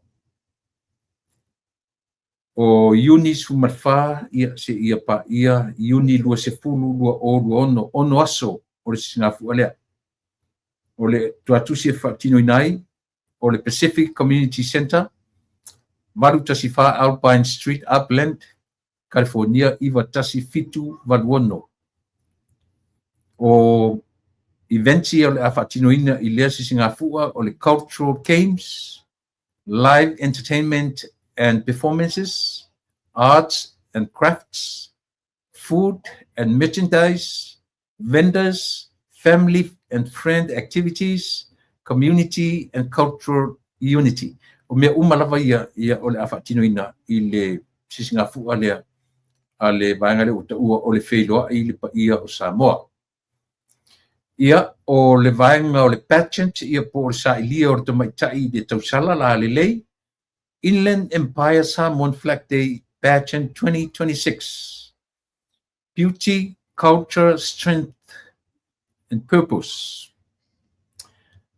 O faia lea i lea solulu, o le masino Yunis Fumarfitu lua o lua ono, fatinoina lea i le Pacific Community Center, Valu tasi fa Alpine Street, Upland, California, iwa tasi fitu valuono. O tupe whaaudu ai ia po o fees, entry fees, mo le age group from 13 to 15 years old, e whaulu i le se lauli masifutala. Miss Queen, o le se fulu ma le ono su valu tausanga le matua, toru se lautala. Ia ma le Mrs. Legacy Queen, o le lua se lautala e whaaudu ai. Ia mo nisi whamtalanga whaamon whafsota iane fau tupu i le 5 o no lua, tolu tasi tolu, fitu tolu, walu tasi. Ia pe whafsota iane foi ia le vau polo whaamoe i le iwa o iwa fitu valuiva lua tolu lima sefulu. Ia pe te tusia e emaili lina o le whakatalanoa@yahoo.com. Ia mo le tala le my deadline for registration fee April 30th. Taiao le deadline mai i whangatai ia on whauru se tenye talavou, tenye la titi, o le sefuru lima o le sefuru tolu ma sefuru lima se lau lima sefuru le tupe whauruai, a o le sefuru ono i le sefuru valu e tolu se lau e whauruai ia no winga pi o le tenye ta ula valalea. Ia ma le Mrs. Ia o le lima sefuru plus ia e whauru i le lua se lau tala. O le vaenga na o le saili o tamaitai, i le vaenga o whaleainga, vendors needed, e amata mai lava i le aso sfumat whale aso te tala i le fu ama le aso whaangatai, e whatino ina fo'i i le Pacific Community Center, valu tasi wha Alpine Street, Upland, California, i vatasi fitu valu ono. O le o fi ia po tupe tutongi o whaleainga pai me ai vela, e tasi le awheta la. O le bakery ia po le whawhina o mo meo bakery e whatauai ia e lima se lau ta la. O mea tau lima po le merchandise e fitu se lau ta la. Ia le vanga ia o whareainga. Lea tau te whawhonga iai. First come, first serve, spots are limited. All types of vendors, welcome. Food trucks, a isa food truck, ia le amai fu i a foi. E talia foi. Ia on a maila ia e iai le fi e te deposit. Le a maile cell number e lafa tuailau deposit fee o le pa ia wheilua i le pa ia o Samoa Inc. I le whawhalua, lua whawhitu tasi iwa whao. Whamone whaasotai, tau ili Tanielu Iosefa, i le fitu ono fitu ono, lua lima wha, fitu ono lima. Ia pe whaasotai ane, ia Victoria Iosefa, i le iwa, lua o wha, valu ono wha. Ia o le vanga io e whiangai mawhaleainga, vendors.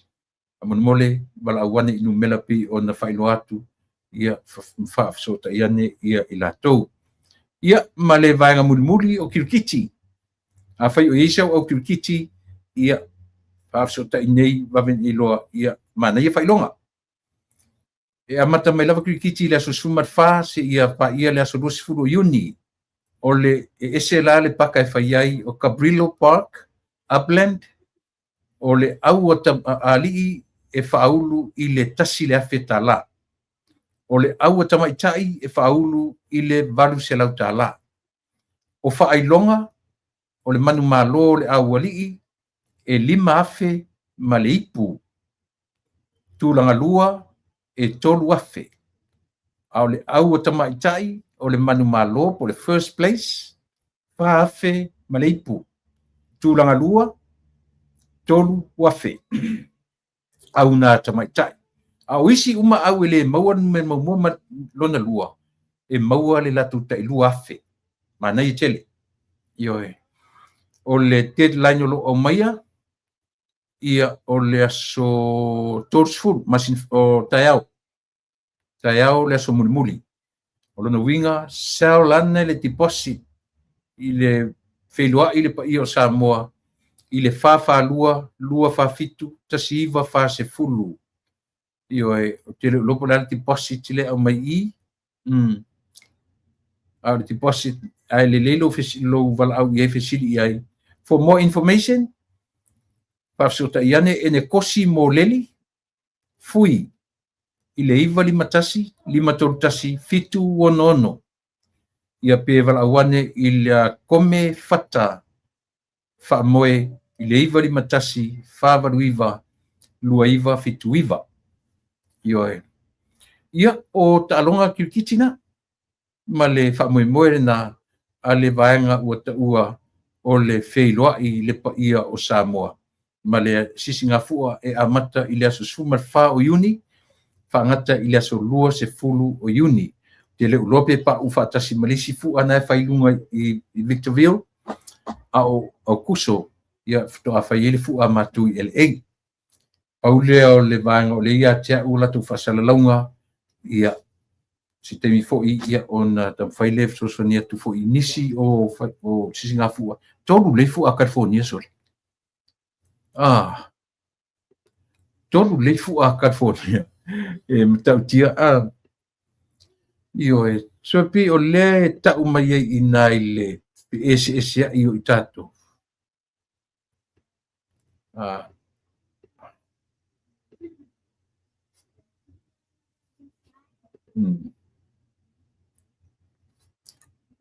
Então foi esse tudo mele. Yeah. O vai muri lale. Não tu se mai o vai o Pacifica Immigration Law.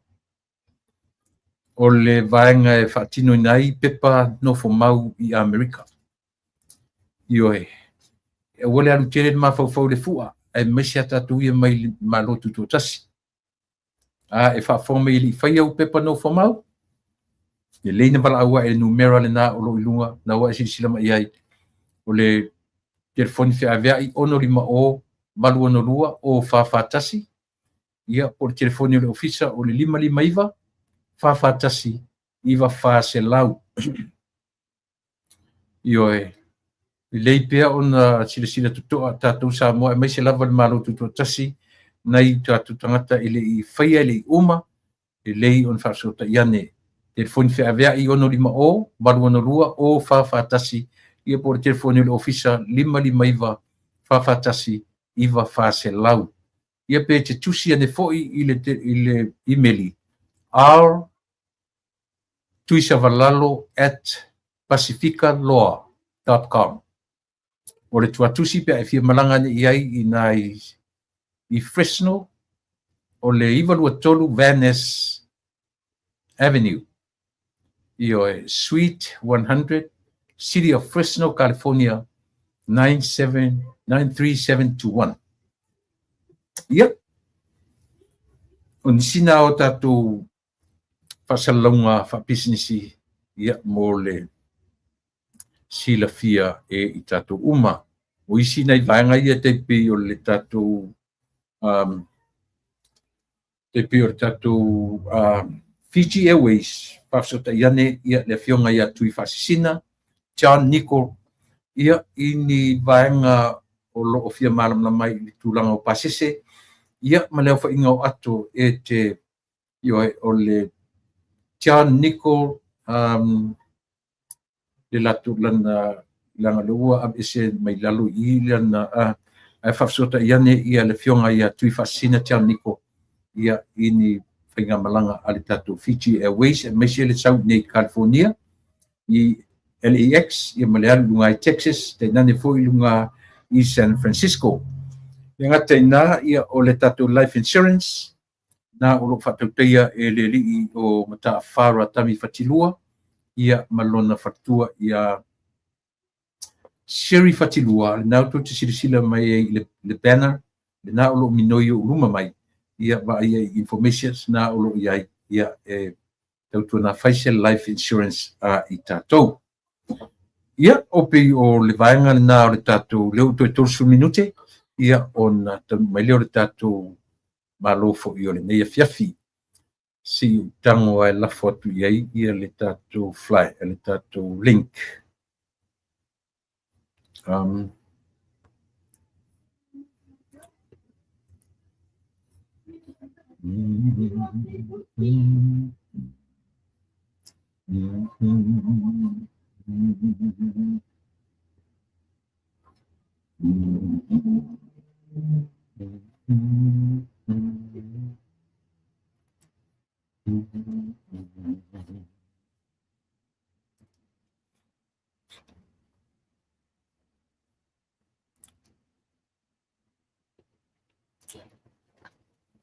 O le ua to ai tau nuu le tatu tai o le tatu nuu i Samoa. O le si mea leo lo laua lunga ia i latu i le tua le fili ma i latu o lo faalia lo latu le fiafia i le malo o le o latu faapepe ai sia ua so ona malosi ai faapea le puipuiga o le lipalemia mo le silafia le tatou atunuu o le loloma le keisi o le mea o le afu o le taumafai e fasiotia le lipalemia o le tulaga lea na taʻua le faamasinoga talu ai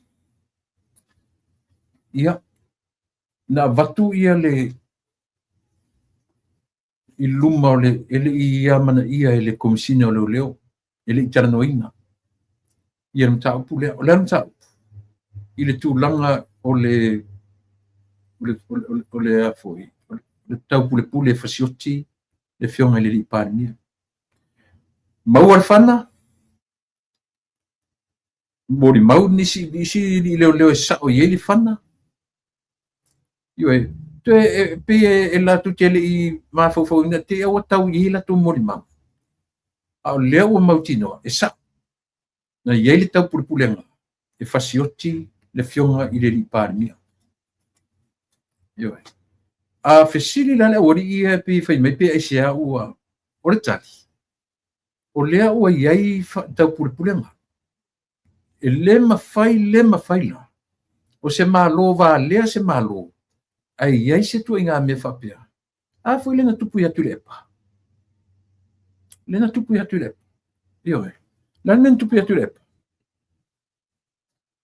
o le taga o le fafine i le ofu o atu i le epa i le tino atu i le epa o le tinā e latu i nei amerika ae ave le oda a leoleo le liʻi komisina na ave ai e liʻi leoleo e puipui le ola o tui la epa a o fafine na atu i nei amerika na atu i Samoa na laʻi le fafine foi le fai ai lona uiga le fia pulepule tutū ma na mea o loo fai nei i malo ae nofo ai ma ioe ma laʻau leoleo lea o kailo ai leoleo ia li polikatsi toʻalua mai aso atoa ioe a o le atotogia ae ele se tagata foi le faapese palemia pesea o le taʻitaʻi o le tuagai ae na ave i ai le faamuamua a lē foi sa komisina o leleo i lona taimi ioe ave i ai lana faamuamua ma provide aiga e ia ni leoleo se toʻalua e leoleoina le soifua o le taʻitaʻi o le tuagai e le o se minista e le o se palemia ioe me lana lelei ia le talanoa o limoni ma latu litio ia manino malamalama ioe o le taimi ai luga i o le ea ni tau faamataʻu e lē toe tuʻitiitia ia le mea o le tumalosi o le tight o le security ioe ia e malamalama oe le aliʻi le mafi lea o i le igolofai ia e malamalama ia i le mena ia auani e toe so ona tuuaunoaina upu mautala ma faaleagaina ai ia le fioga i le lipalemia me se foi le tatou faiga malo ioe e lē logo lelei ia saunoaga e lē logo lelei i le faalogologo a le atunuu ioe mo le mea la o le ua tulaʻi mai e tatau ai le tatou malo ona puipuia lelei le fioga i le lipalemia ia aua neʻi toe po o fea le mea agaʻi ai ena a o iai ni extra a lana fanau e tu e pere fanau o le palemia ia ua lao atu e fai ai ana feʻau ioe avakua le faguvai e o mai le kelefogi e charge le kelefogi o a mea uma avae le ofu mafanafana mea uma mena mo meo personal server i le fanau o le palemia ia latu tamā ioe ae la pei la faafatuʻulu i le atunuu ma le aualiʻi e lotoleaga ma tilotilo faapena o le mea foi lele faanoanoa i le tatou well not really faanoanoa lake o faagogofo A o le mea o te baba aia uia na oa. Ele mapu ele malolo ma fofonga o tula e pasa ilele. Le ala ele pule o ele o fonotoe. Ini ma fofonga ele ini ma fofonga tam fai atia e ai ia le vang fai ia tula mai le vang fai ia ia ni swinga i to tonu o le vang fai. Ai pau ale o le mea o lo tam fai ia le vang le Yesu. E tofu le aso fau le aso. Ma whainga e o mai ai ia le peti. E whau amatun whainmela. Mai o te tau tino atu Samoa. O le mea na tupu mo mua i whalenga ina o le maa loa fia me. Le whau toi tam whai ai tam whai. Toi o le lato taket lava na terminate. Ia toi pai, ia toi whalenga ina, ia le vaenga. Le atau te loa inga ngana. Le tatu te loa i upu o lo tala noa i ai ma tala o lo o whapea o na i oi. O winga na Samoa e le mawhaina tu ua i neta ngata. Po le ale winga o nei mea o lo latu tau whaingai. I oi. O le mea manino lava i lo u lea taritonunga na oa. Taru ai o na o se teimi umi ma mea na whai e tula epa i lona nofo mai o na winga, o lona attitude, o lona mafuta atu le malo saina. Ioe. Mana fuafuanga e iei le, no uwa ai e le YouTube. Pi tau whaipapea o le modernized, the modernization of Samoa. No uwa ai e lunga. A le plan na whapea e whai e saina mo Samoa. E ese fo linga o le town e via atu. Makua i le Samoa e le vai. Ioe. A o le mawhauwhaunga lea. O te taritonu. O ina i oe i ai ia le tatu o li i toi ina ma tai o le malo seina. Ini whainga lawa. Ioe. E whato sina ai o tatu tangata i le whē i lafi ma nisi ma inga te tele. A o whanua o Samoa ia. I le se tala o le lua o le afoi, o le LTRA 2008.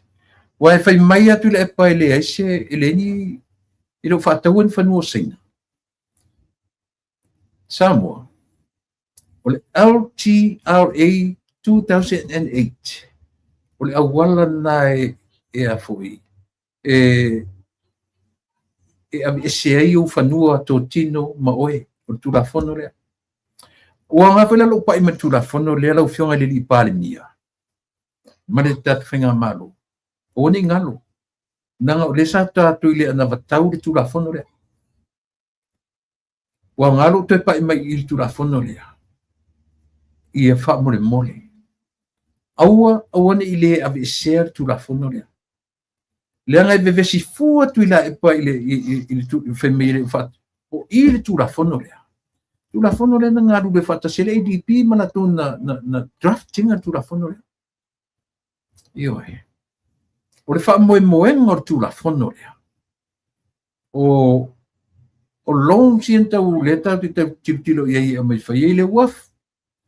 E whai ai le meo le mlai valele, whai mlai valele le tau whai naiti a mea. E whai ai le awa lau papa le tau ta pena e latu ai muri whanua tau i whefo, i sale lolonga. O le tano le sau whangaloa e tau mai whariwha. O whea o Samoa o le lalolangi ngei kako ke umai le ola o kako mongi kupe ko ngei mea. Ioe. O le winga tonu na la tal o le afoi. O le LTRA 2008. Ioe. O tau lau ele mo tatu lau whanua. A o ina le mawhaina tatu tutongi loan sia le na malanga mai na vatau le tano ma le afoi. Ma le awa lau papa e latu e tau latu i uporu e tau se vai. The bridge. Ioe. Laka ko oso a awa lau papa. laku I kau sa vai io male ango me ri kai nga uma fai ele ngo fo inkan mena te fai atu aua tatu te vava ai lau mata aua tatu te vava ai masai aua tatu te vava ai io lau mata po ai le lei au I leanga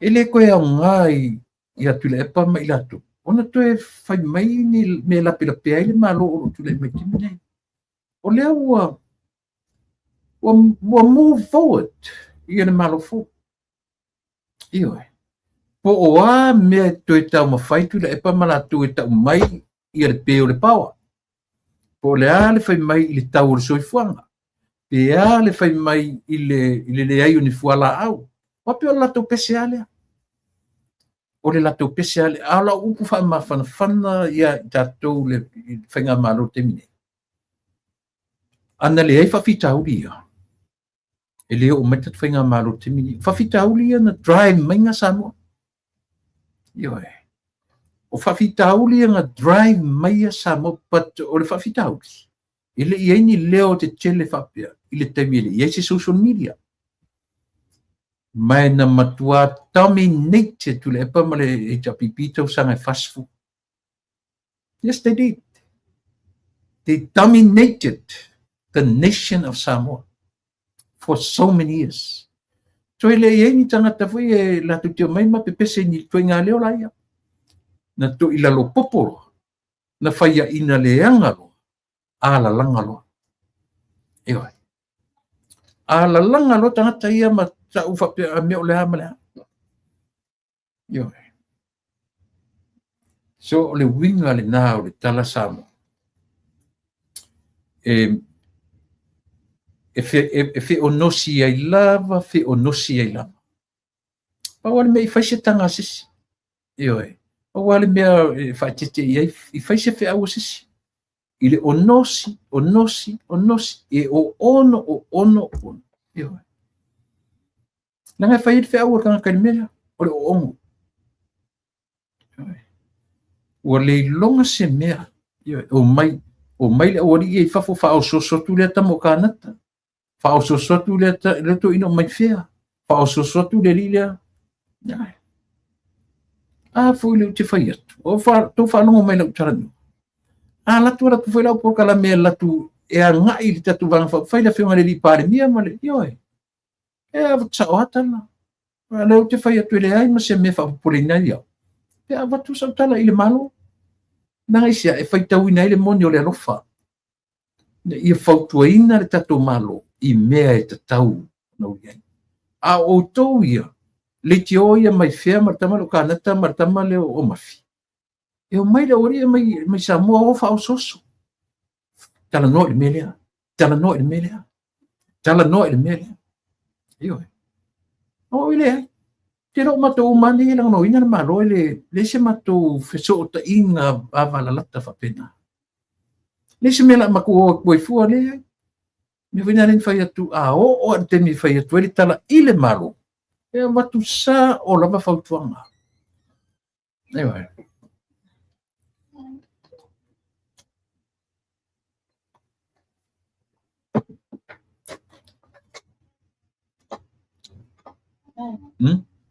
Charge my phone, please.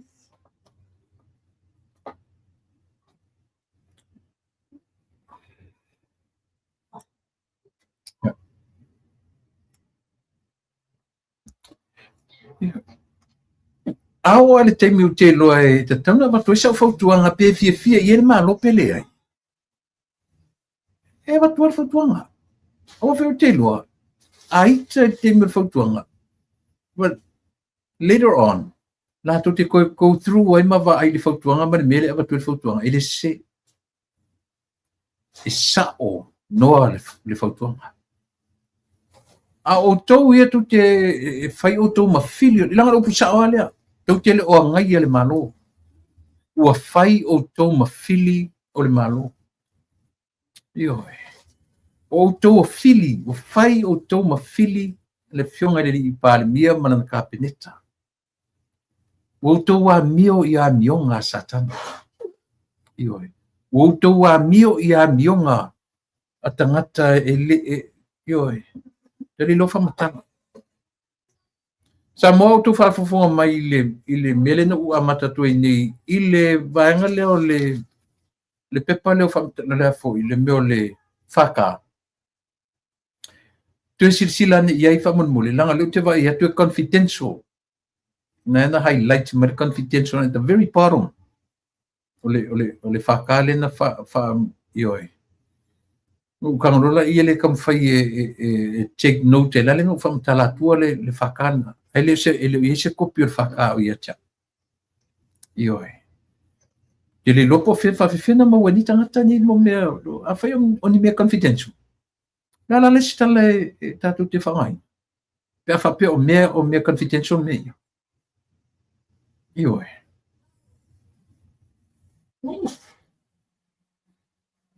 so le taua na Samoa ia pe le pion tatu to tilo ia mata tu ba vai to ia ia le tulanga ole si mata ku le pion a pe saudi mai ta io mo fanua le pion tatu to tala no ia ole maliu le ua to au mai lunga ia le tulanga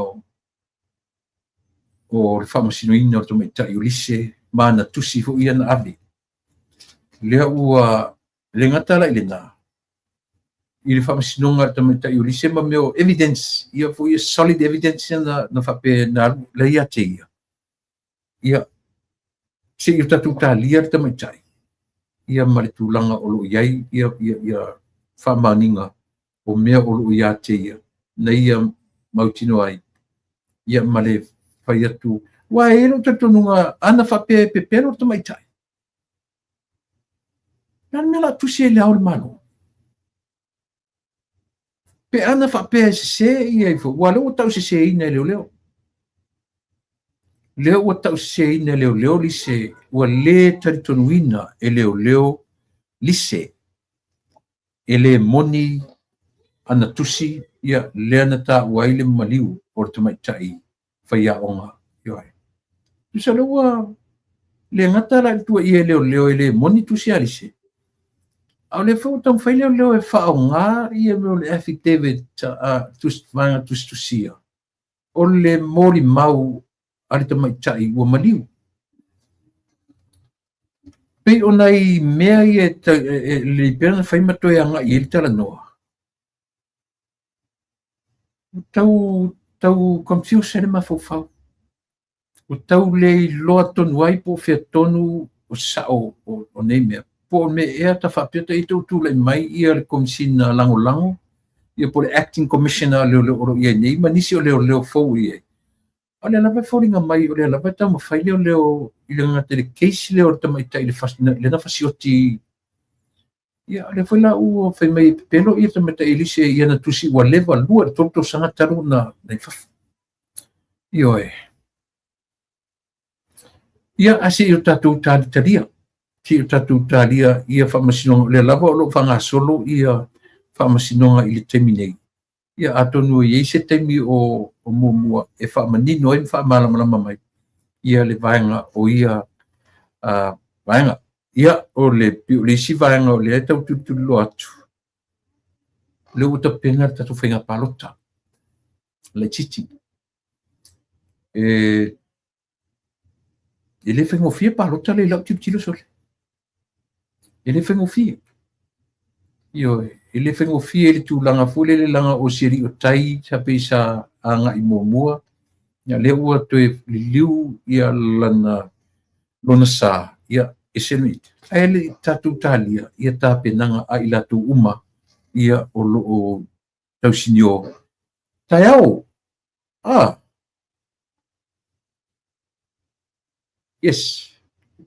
O taiao. Taiao le la whaatino inai ia le tatu palotara titi lea a vai maunga tolu ia taloane tangata ia po aila na sui o le atura mai i le asua taiao. Ai o le winga la leo la tala. Ua fia ni moni meo o pai election e fai.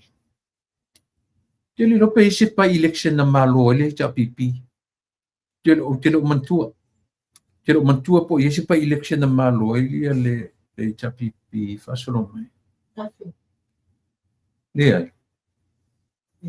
Ya, le la fai mai tua i le ai le se pa election. Au fai telo pa election fai.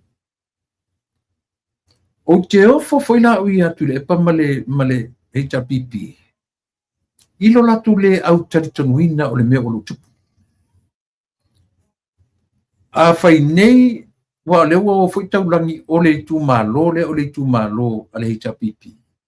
Ai a fai nei la atu sa foi le ya. Excuse me. Chulo. Asa nei la le vanga le atu sa e malo fo il fast. Why si tala me fai na tu fai tatu. Why si tala la tatu fai.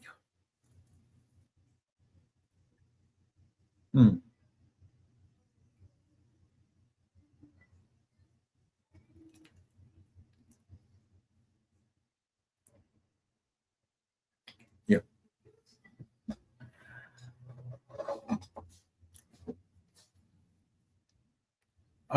Le winga tala fa pe so nei le fa uma le a foi. Le fa inga ni atu sa tu malo le fast. La stala tatu la fai. La stala tatu HRPP la fai. E telo e lo tatu nunga ele uma ele no fo inga nei.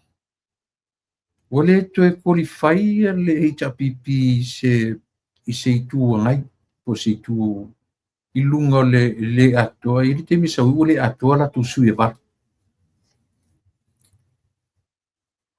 Wa le te whalongononga tua i le mea. Ia ele ntala whapio whamania. Ai pe o tala ia au mai ilunga o pengat whailan.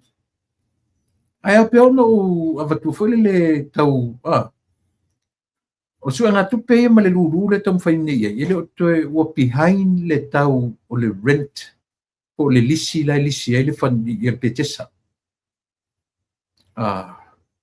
Le lau tau sa ilin tupe, ele un tupe mo lo ia wa, ia o whamela toe whailo ia lau umana ave tupe whasale lang. Wapi tasi na men tupu di loa ele maano le whai e o ave whamasinonga.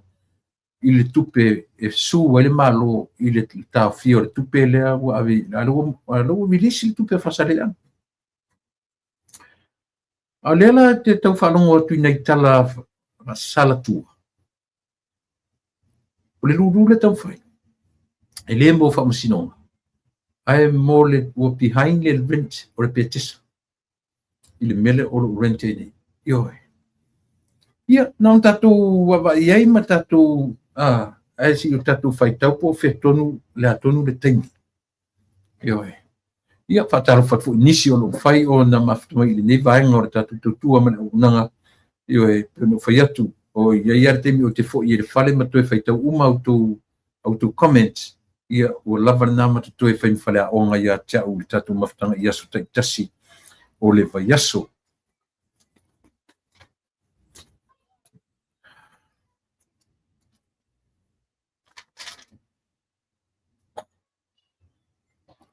Ioi.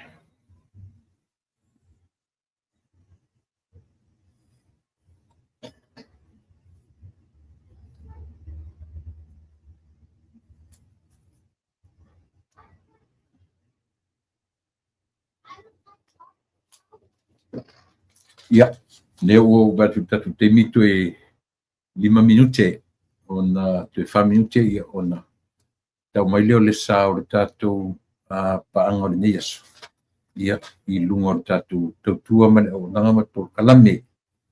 Ia, e iei nei whasala launga whapisinisi ana o vatua. Mole i o tau manatuane i lato. Ia, ma le tatou Peachy Wealth. Iei nisi o fia. Ia, whentuf so tai mai. So tai mai le tatou telefone. Ia o whaelo atu le ia te o tau i lato to tele lato fsili mai ia te au. Pe o te wha maonia. Na ia womana ia paanga ia fsili mai ia te au. O fia sign up. Ai pe le ase tala tatou wala leo. Pe wha maonia. Ioi. o le o te whai atu, yes, o te whamania, le PG, le wealth, mo lo tu silfia. O yes au tupe te mine te lo mwhaina na join. Yo te amata mea lima se lau, afe, lua afe, toru afe, wha afe lima se lau, ia ua na sign up i le se fu afe. 10,000. Ona o lea ua au mai lea ua tasi le masina. Ala ua te amale a for le se fu afe. Ia lana aile na te le ivri kutinga sisi. Na le afa le kita urewe. Ale trade. Tai au mle fiafi. Ia. O pe o nai talana o le tamu whai tu whatu mutu le tatou pūlea. Ia ai ti whai pola te mea o mai tatou malo ma tatou pangamasani. Ia a whai 5 minute ele i o mai. I o manatu wa umarolo. Na u whasi umino runga i. Ioi.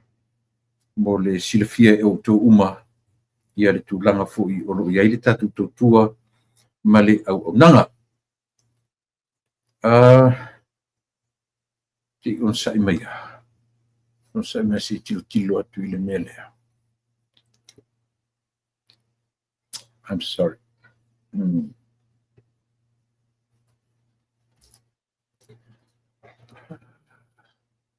Ia o te whatalo fo ia li o whawaiwai o manu tō ruono malo uso whatalo fo ia inosia whatumiti soli.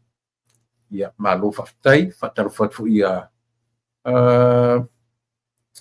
Istanbul. Ioe. O le mafuanga o le isi i Samoa. Onga o le Central Bank. Lea i Samoa ua whaasainga o ngā kalia kupe a ka ngaka lai na withdraw. Okay. Ia, o le alava ia whapena fo'i ia whataro fo ia Malia Lata. Whataro fo ia Lavi. Ia, awani ngaru ia tatu ia le YouTube whamun mo le subscribe le tatu porkalane. The PG wealth is real. I'm in it since 2 months. Whakali bea se i mautino ina ia taritonu tatu tangata watching from Melbourne. Ia lele tatu nai Melbourne nai whaia, Australia nai whaia, o New Zealand le ai. Sila o pea New Zealand o Samoa. O tapuni mai i New Zealand ia le vanga le te lola o tula i Australia le o peifila i nei Amerika. Tu fia tatu minute ia lutata tu iva lutaliva ia o te mia tofa le mo tatu peno faia tu sa mo le tunu ia ua tale lima le io mai ia tatu lima te ile io mai tatu malo ia ngal malili la ua te te foi ia te fai e fo I fatu langa te milu nei ia manino I mamala malama ia le tatu watu foi ia manisi o pena foi lite te vale even sa ilele agreed to reimburse the PM ia e tu te loto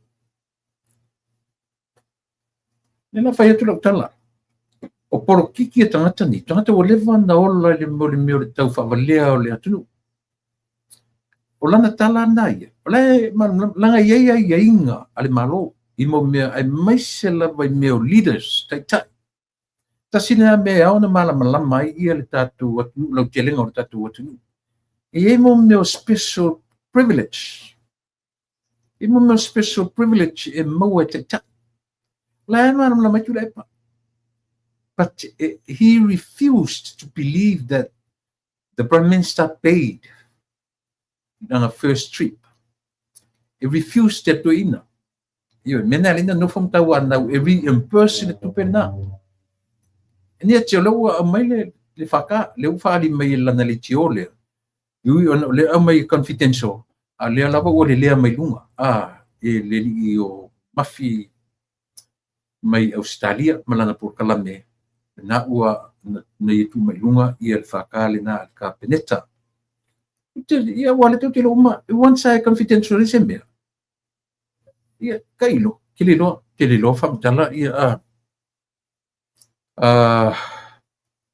you don't have to refer anyone, but you can start with 500. That money will grow within a year. Yeah. Leai te le fasa ora tala sa ape ua umi tele na tu sang langa o le matu ainga le na fia masinei na to e mawela tu sa lua masina ele recruiting le matu ainga ia se start not even 1%. And not le trade down a fight le se fulu dai o mat fai fia lua sape lua man afa ton masina to e mauran tupe tala lo le tu or tupe io se per merna io te lo umba mau tele na tau sanga mau tele tau sanga e to make up 500 pe ele a foi le recruit io te ke mingi u fali menga tupe ali a cose ele ke ato tau sanga te lo winga na tala au sa mo la vai ia tatu au tatu te ama isa mo o si tatu o le tau paluku ia me ole man tau fai te tenga mo me tupe laundry money ma me uma fa pena ia au tatu te ama ia sa mo io e tatu tiro tatu ia ile tulanga lau tele o le tatu ni America Australia fa pena te join Australia o ni ave si fa pe o le te fai te lo fai o te lo fai ale o tiro le lo le ngota to lo manu ia to be honest with you io o te lo fai ai o mon mawina le sao ma le tonu io o le matu ainga fai ai lo io ia manisi o fana ai o te lo fai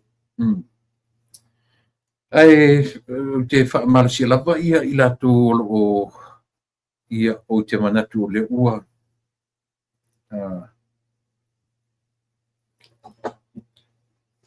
te ali tulai lima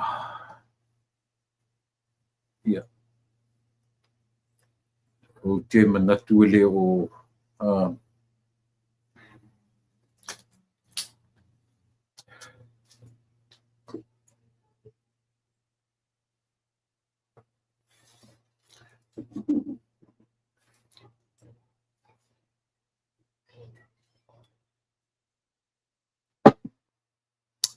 ia le atunu ue ioe o te fa malulu atu o le ua vai atu tatu temi ia ua 5 minute talu o na te ali tulaiva o manatu ia ua lava ia lau tautua mo oe te loa ai longa ua mana vae ia tamitai o mafanua ia fa malulu atu pe ua le ngafatia nei asu ia ni sisi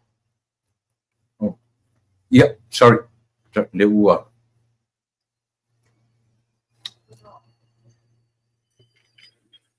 ia malo le follow manuia malo le io ua o be atu 5 minute o tau fa pe ai o longa ai lava tia mai ia ai fa tai le tu le ua lava tia mai la o fionga te mai tai ia ua lo fo ia suele i to e fa fon mai le tu u rita por kala me ia fa tai le tu le ua ma o le nei la la ma nei ia no le io te lo sa fionga mga lunga nei asu ia sa no ia fa fi lo ta to no ma fa lo lo to fa mo fnua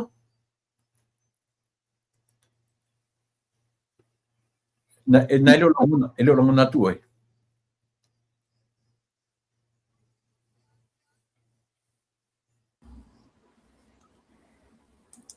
Langona mai? ia na okay na o ye Ia, malo tu foi nei afu. Moli atu fatalo fai tatu pa nga masani. Ia o fele tu la inga la langio e maua maiele au nanga le nei tu la fiafi. Ia malo so i fo maua malo le langi mama. Ia fa malulu tu fo i wa fai ni nga yaso e le i.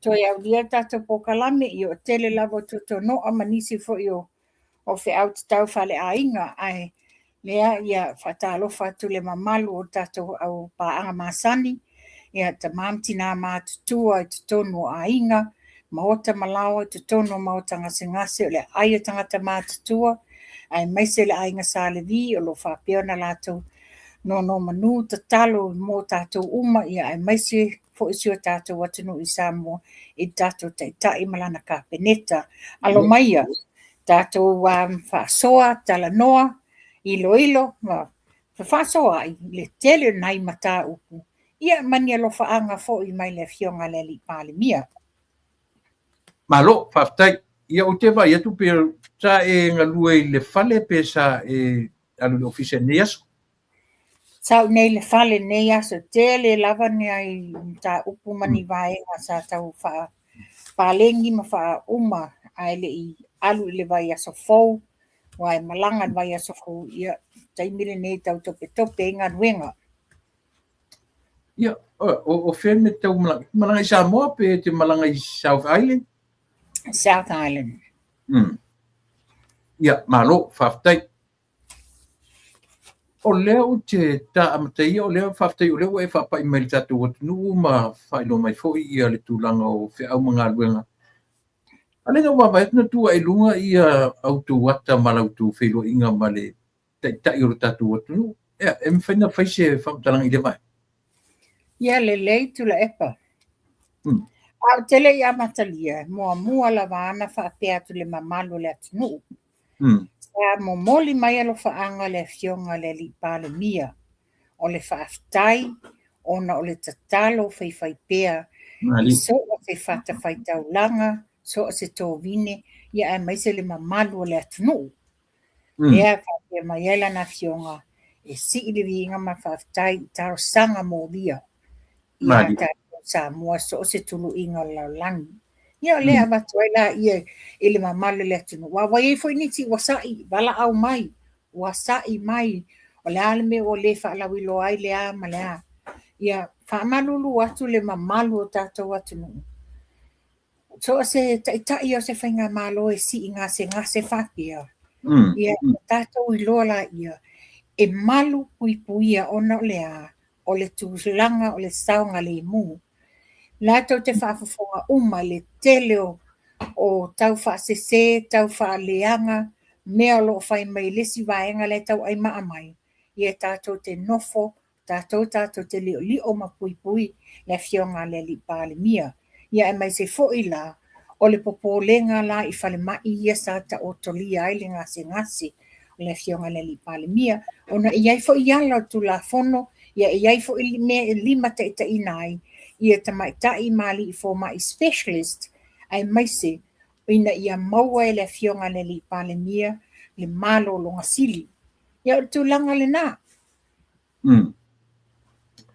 ia malo ioi le o talavana tātou te tātou umara pui le tātou te tai ina ia mawhai ona iai se puipuinga e ui ona e leo maua se mapusanga ma se puipuinga lelei i le la foi vai ia o tātou lavana ngaruanga ina ia mautinoa lo tātou whaise ngaruanga puipui ia ma li o walava ia le teitai o tātou atunu anyway ia o le e ui lea tula epa ia mole mamalo tātou atunu so i fua manuia le fionga le li pāle mia Mari you know, it's the same, le title le fionga le li pāle mia, but it's the same le lauli and malietoa that we always know. A very happy, jolly person. Peo stangata le ngasi. Ia peo na sau nofo ia whamanino ia mātou. Ua lewa na tau alanga atu le specialist i nei New Zealand. Ua tatau na toe fo i mai. O ngai tatau na siaki ele i toe a whaina ia lona a aule sa ta otolia. Yeah, which is less pay for the less menatupu, you know, the same old happy person. Ia le nato fa fonga Samoa. Ia o mana onga lava le fionga le li pāle mia.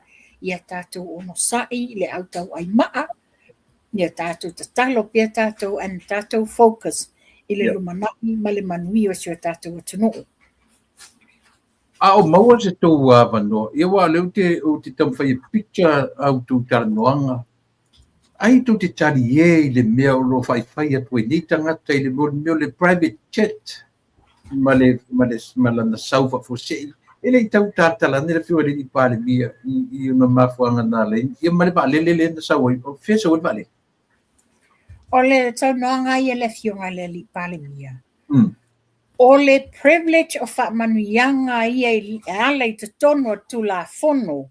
Mana Ale kapeneta ma le whainga malo. O ea nei e ausia i aile le pulenga le el kapeneta mo whaamanuianga mo le fionga le li pāle mia. Ese whaamanuianga privileges mo le ao le malo. Ese mea mo le pāle mia.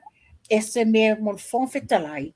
O minsta ma sui minsta, which is o loo whaatu la fonoina i te tono tu la fono. Ai o le mela le watula i mai. Ia, o so mai le so ai moe le mai sini. Sa wele le fau ma le whaavalvalea. Ia, whaapea tuia tu la epa. O lo whaavalvalea na le loa, o mafi i ai lo whaasoso ma lo valea. Wa eme, o la whaatu la fonoina mea. Leo te whalonga na lafo mani e tangata te au se mea. Po o whalonga i lau po kalami. O lea te au mai ai le whaka and all this. O i la tau sa o tua i la tula epa. A o whalonga mai le so ai moe vai kwando lea. O mea o mai e te au mai a. You know nothing about it. Ai o lo o iai le tangata mai to tonu. O le vaenga le HRPP.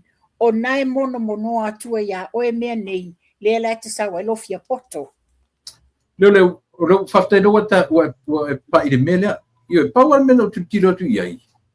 I lalo le footnote o le whakale. La e highlight mai le upu confidential. So a whai la confidential ngi mea. A le e whele lei mai whapea. Pio le winga nalo tala. Ia te o le sau pinangalo le mai.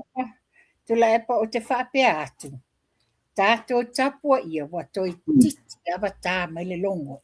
Ona tātou Julius Susu lola i mato e iai. Ia, if it's confidential, e le tatau fo ina o i lima o nisi o le HRPP. So, a o whawhafonga mai le fionga le li pāle mia, ma nisi fo i te tono lana matanga duenga. Ua ala ngā tatau, ona sue ina, pēna whawhewhea nā alu i whafo. Wai e na o le fionga le li pāle mia, ma an o te tono lana matanga luenga, e o i elma tā upulea mal pāle mini. Le te tau nā alu i tua i le opposition side or anyone else. Ia ore nā, o le mata te tele le upu pālangi confidential. O le fia, mela le loe le vai o le foi e li. Lona le loa le tau o le upu le estampi lalo le o le afo. O foi la mita vale whape oi le wa ia ule mele tau angalo ai. E toso whakasi umatuai la tau le e whaia le ami o valea lea. O le tūlanga na iai. O la tau ia le tau whai maita la tau wha leanga ma tau wha se i le atu nuu. Ia tātou ono sa ia. Wa toi titi tā le longo. Wa toi titi o le taimi. E tā pēna ia la tau atu pāu. Ia ma wha ato wha loa i lana lafu mā moe le wha i lana so ai mā moe. Ia wa te loa o vanga umai o tō maftanga i lea po mana i tō maftanga. Fia. O se fianga. Pe mo whai atu. Nā mātou sa wali atu lai te tonu. Oka. Tu lou le fionga le li pāre mia. It's the same Lauriel Maliato that we have known before. You know, a very happy-go-lucky person. Wali fia mai mātou ma whawhetai o mātou wheloai. Whawhetai o tea mai tua ma le whale mai. Sa uni langa whainga malanga mo Samoa. Tā iei whartua ma... Iei whartua ma no wha. In fact, I was quite surprised to, I saw one of his daughters, ia te leo teimi whai malanga mai ai, e mai umale si vaenga ai le o mai le fionga ngā ftasi a whi maono Dora, I will take le tawale atu tonu e wala mai. Oh, hi, Auntie. Oh, it's good to see you back. Ia, mana ia tau whiro ingam o vai fui sa tu mei seri loia. Ia, whate fui mai li I malo ia security sa le fionga le li pale mia. Sa mato whiroa I fo I manai malu ia le malo, ia ma mato tatala noa. You know, ile afiafi. Ia wa be sa fatulanga le mato taimi fatulanga. And na mato to la. Longo fiele a wo so fa lava. E atu la lau tutu mai fa fo se fa tadi se ava noa. Ia au mato ia na mato atu sa o al mato taimi ana tu tala mai. Yeah. Anyway, it was such a lovely feeling to la epa. O se fianga. You know, before le singa ngase mua. Ia ele misi fa mai, ele misi no wate mai fo tua. But ole singa ngase le ia na ta ofi mai ia se umanga treatment ia na mato watu le mau te whailuai. In fact, o lo momoli mai fo ia lo whaanga le fianga le lipa le mia ia te oe le tatou paanga le o le lupe whalele. Wate fo I male a inga. O nisi leo mata upu sa matos whaasoa iai ma le fionga le lipa le mia. Mana ia. Pefa na e whaafafonga mai tula e par te lo taimi o tau maua mai fo ia te leo ata I lunga o penga ta whailangi ma social media. Yeah. E mātou mo te usu wa I tai au umasto o nai I le 53 Tidal Road I Mangele. Ona o le mau te lango promote matau au I le community I le tatou container talo lewa. O nela stona I muli o tatou container. O se a very successful operation. Mana ia. E manatua o le container le nei e wha se fulu futu. It's a big container. E matua I top maua lunga e tumu I lunga le top roof o le container. Le uta talo sa au mai. You know, le mātou te awa wai mātou ma le atawa savea o asiata le vau liko. Ia hape fo le fionga ia le ota moonga. O mātou ne la fasa lau le mau te whiawa wai astona I uma. Ona o le lango I paanga le tatou whainga malo. O le mea lai mātou te whiwhiai. O le wa whai loa fo I le fionga le li pare mia. There will be a consistency. Ia awane I mo to see ya. Awane I mo to see ya. Wal mele mana ia o le fo le game plan na whao ngā. E le fionga ia sala lea kome la wano. Ona leilo tele le saule talo mai intia me pena. Sa tele la le intia ma tangata saina. Le whaiola tau whale ainga, whale o loa. Sa le rofi atu mana o atu whaatau in bulk mai le talo. Ai sa ta yofi I le fionga ia sala. Ona o lea, e avatu nei le tau ngofi, o la tau tu lunga lako maka. O atu le mamalu o tatou atu no. Toi mai o te le lunga le tau. So o lea la sa ta yofi mamawai. This is for our community only. E o atu o tatou tangata anu Samoa, e whaatau ia produce mai Samoa ia tatou tangata whaifatoanga. This was very nice. Ia ole mana ia fo ia le system sa whaanga le fionga ia sala. O le mau o le taking o le aso, send transfer sa o le tupe. Ina ia transparent. Ina ia whaafai ngofie mai le lei transparent uma ia tupe ia maua malafoanga I Samoa. Wa o tupe nei, le alu sa o ia tatou tangata whaifatoanga. So, au whafonga anga Samoa, o lo la tau mawhai le tatou whainga malo, ia awa ne I motusia. Which is one of the things tau sanga I foila. A whai e alu le lei uma le tūlanga le o le tatou, o le lau maina o tatou mea ai tau mafa mai Samoa. No doubt, o le awha pēnā o na mai fo I manisi o loa mai Samoa. Whaafengo fiele mare tau o tatou tangata I Samoa, alu paunga ta lau mai ala tau uta o me mana ai. A o lela ata mawhai le whainga malo, e whai ngā luenga wha mama a venga mo le atunu. Ia le whaafonga anga Samoa, o mea nei tātou te lango sua le whainga malo e tusai matau ma whainga o le atina ino sua tātou atunu. Mari. Ia, whaua mai te po anisi vaenga lautou suanga i lea fiafi. Ia o le saunoanga fo ia le palemia le tūlanga lea o whaamasinonga ma mea lo tula i mai. Le whaamaunia mai la fianga le li palemia, lawai sa mua leo ia sa tala sanga ina i le malo New Zealand. A wala le whaafoina o su enga o le hit and run. Ia le whaapea tātou te tālia, ia le ona le toe iai le malaunga muli o le mulianga o Sam, o Sivai Marilise Marie, which is la o le aso, coming to think of it, ina ua mention ai le tūlanga le tula epa, o le aso le na wala awai le tūlanga le nā ma o le mawa whaapea mai le aso, ua toe tolo po ina le mata upu lea, le launga le unga o Sam, Sivai Marilise Marie, ua toe tolo po ina ia ona lewa uma ona file le Elise Marie le mo se malo roe au norma se charges man molianga. So le lana file today, le la wato e tolo le la winga le unga o le case le vaenga lea. Manino foi la sa noanga le fionga le lipa le mia. E uma lo le tūlanga le la winga le unga le case lea. Ia ona a matai lo le i suenga o le tato hit and run. Upa pea una ua umana whaile unga, a o whasalanga. O sauna. O whasalanga, io e. Le lana tolo na nei, wa o nei lena bala wai. I mauara si whasalanga. Le se whasalanga whaia ona le ua whaia le Lise Marie, ia lea fo i le, e au noa mo se molianga o lato case. Le la wato i tolo, i la le whai unga o whasalanga lea.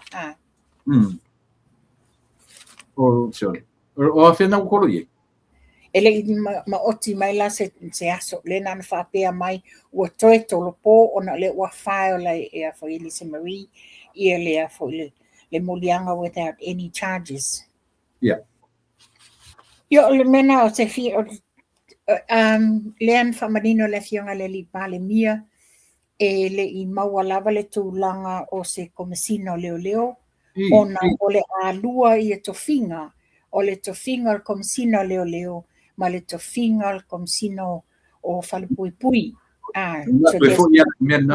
Yes, there's going to be two. Le ala umi lea ona le sa iai tūlanga sa ilo, pe to e tu whatasia, pe o le awai luaina mtanga renga. So, leo sa no manino, there's going to be two. So, hopefully, we will hear it soon. Yes. Ia, ma le mea la le sa no fo le fianga li pale mia. E le tūlanga la le nei o le tauleanga ina o le whai unga le tamai tai whaamasino. O le matua i ma eu le sau le wa au mai. Ma eu le whaasese, tau whaasese. Ia, wara no of sing sa o lava le fianga le li pale mia. O le wa mai lunga le maua tula e pa whapea. O le ala o e appeal le case. Ia, soi le fionga le li pale mia. Sao hai, e appeal i le a.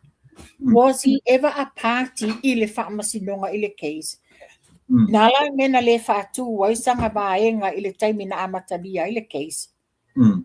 A le all of a sudden. Tu se e folia mai la, le sau e tau whaavalea mai le atunu. Whaavalea mai Samoa.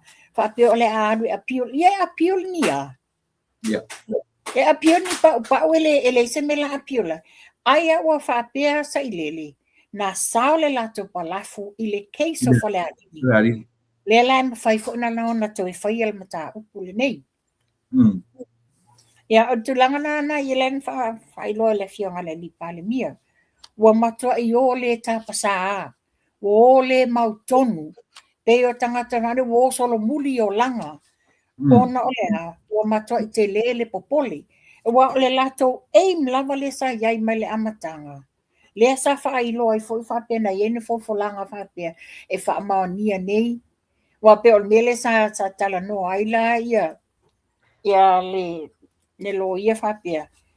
Ai sa fai se lato fai se lato lunch I ma sio eli sa fisilingi ai la il tūlanga le neia ai whape mai o le ala le mea le fast fai pe awhat pui la uli so obviously their mindset wa yaile la tanunga wa umana set up le whamasinonga e whaasotu la fono le fionga le lipa le mia ia ai lea tu sala tu langa le nei tu la epa o le o manino o le o tapena ni modianga o tapena ni modianga whaasanga ia i la tau le a atui o le upule na e a atui i le whai onga a le tamaita i whamasino ia ua tala nola le mele a whainila ni tapena o kan e lawe ai le ala le pule a mata mai atu la epa fono toi le ala i le pule o le kango matongtongi si o eli saule so ai mamoe o mafi de vai quando saule toi ina le pa ta vale la mucho mai sea sau i ta o loreta unga sa vele o fa o ta sa vele o le ati apale o kanata sau ia le nga ia ia o lato le ala te pese tu la epa tato o sa ia tato tapua ia ma fai a tatou tausanga o toi titi tale longo. Ia mani o li o foi le seri le Australia moe o latou umana pito fitu e to balu latou au tata foi la farongo mai foi vanga tatu vanga masani ka kipo kilipi foi me konga nga mia you think so o te tali tonu ai watu mule ato kilipi a leo lo fa mapopoina me e te tonu tatou atu ua uma na tapena uma ia ua solo kala sole linka mai kala sole farongo stal ile ka kaungu ko e kala ile nguku o whamasingo lea manku o te se leni ele ai se lato fe au le ai ma se lato fe au o le whaiunga ua fōlinga o lato wa popota ma whamasino a le fionga tamaita i whamasino ia tulo ua vale lana whaiunga sa ile tatununga ia ai mai se lava le li ile o le ale pule limoni ia ele kala le kala ile nguku ia no moto ile se ava fata moto ile i loa le va se loai o le makua kam chap ko tale mea ua pale ni ngau ai so le fionga le lipon me moto ai ese la langi le wa ia tangata ni ia langa solo mua mai lava o toi ino tu la epa solo mua toi ina na la lafo tale ma whaapea mai le aoe apili ia le apili lai le ia e ko se pili masimo o le lo le mela to o apili ma alai tatiti e fafo ile tulang a fai ile fai famato i fai mai i malope fai mai o le office of Msnonga e te tawana a matamele office of Msnonga ona ua ia ina ma ta uleanga ina ia te mai tai whamasino a le vaenga lau whamasinoga ta tau alana no winga pe ke gila o so me se faalinga le al CEO o whamasino mo ta tau te loinga i se taimi e whaelo mai tu langa na iai you know pe na sa no le fionga le di palmia wa matua i ese le lalo langi le wa iai wa matua i le loa fua ia saunoanga wala lafo le tawale ina o le tamali yanga le fionga tamaitai whamasino ia le pose lilo whafonga o Samoa wo mai lunga o penga ta whailangi wo mai whai mai lato live ia le manatu e o lato tu lava e pole wa ai o ainga ma e pe le tamaitai whamasino ia pe fo o la fonga ia whai ana i le fionga le li palemia ia manisi fo o la na kapineta Malai se kaimika mafanua ka mai i langa lengo ngofo mako e kusi mai lalo mele o le afu mele o le afu lengo le faka se kaimika ke peka ki kai ye langa e so fai meankala au kango ngi fai kaure mea e fai mai tau e tala no mai runga ita ai le mangingo le upula au mai kongo le ai mo le fa va le valea pero no fai atu o le alu ita inga O ai o le vaenga le HRPP le mono atua me ia oi, ma e oso i lo whaavalvalea. E leo atu le HRPP e tā ofi oi, ai a o neina extradite mai o le malo. E le se pao le HRPP e tā ofi ai o tau iai se plan whapena. O tu langa na iai molianga ia la moli ai la tau. Le whape moli ena nofo ai la ia tu whawai pea. No. Olo le taimi molianga manatua.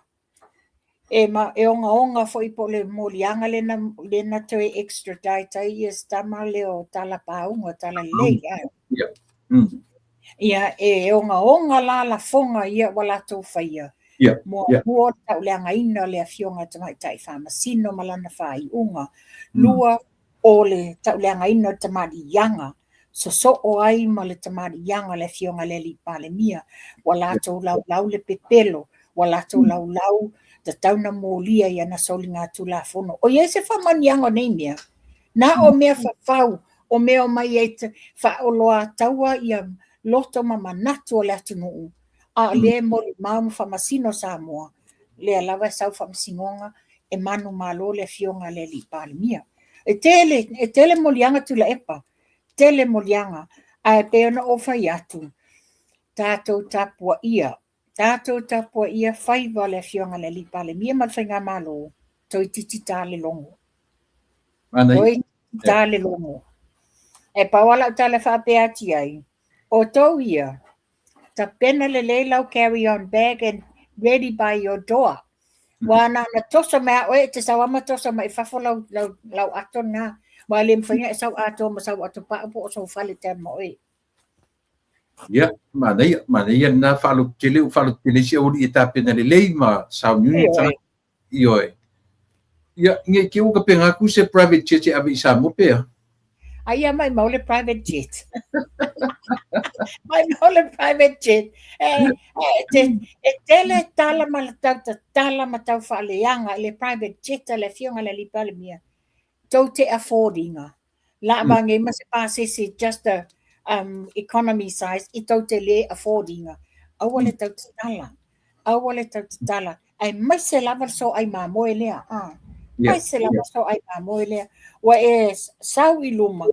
Awa e whalongo i foi pipi o walanga.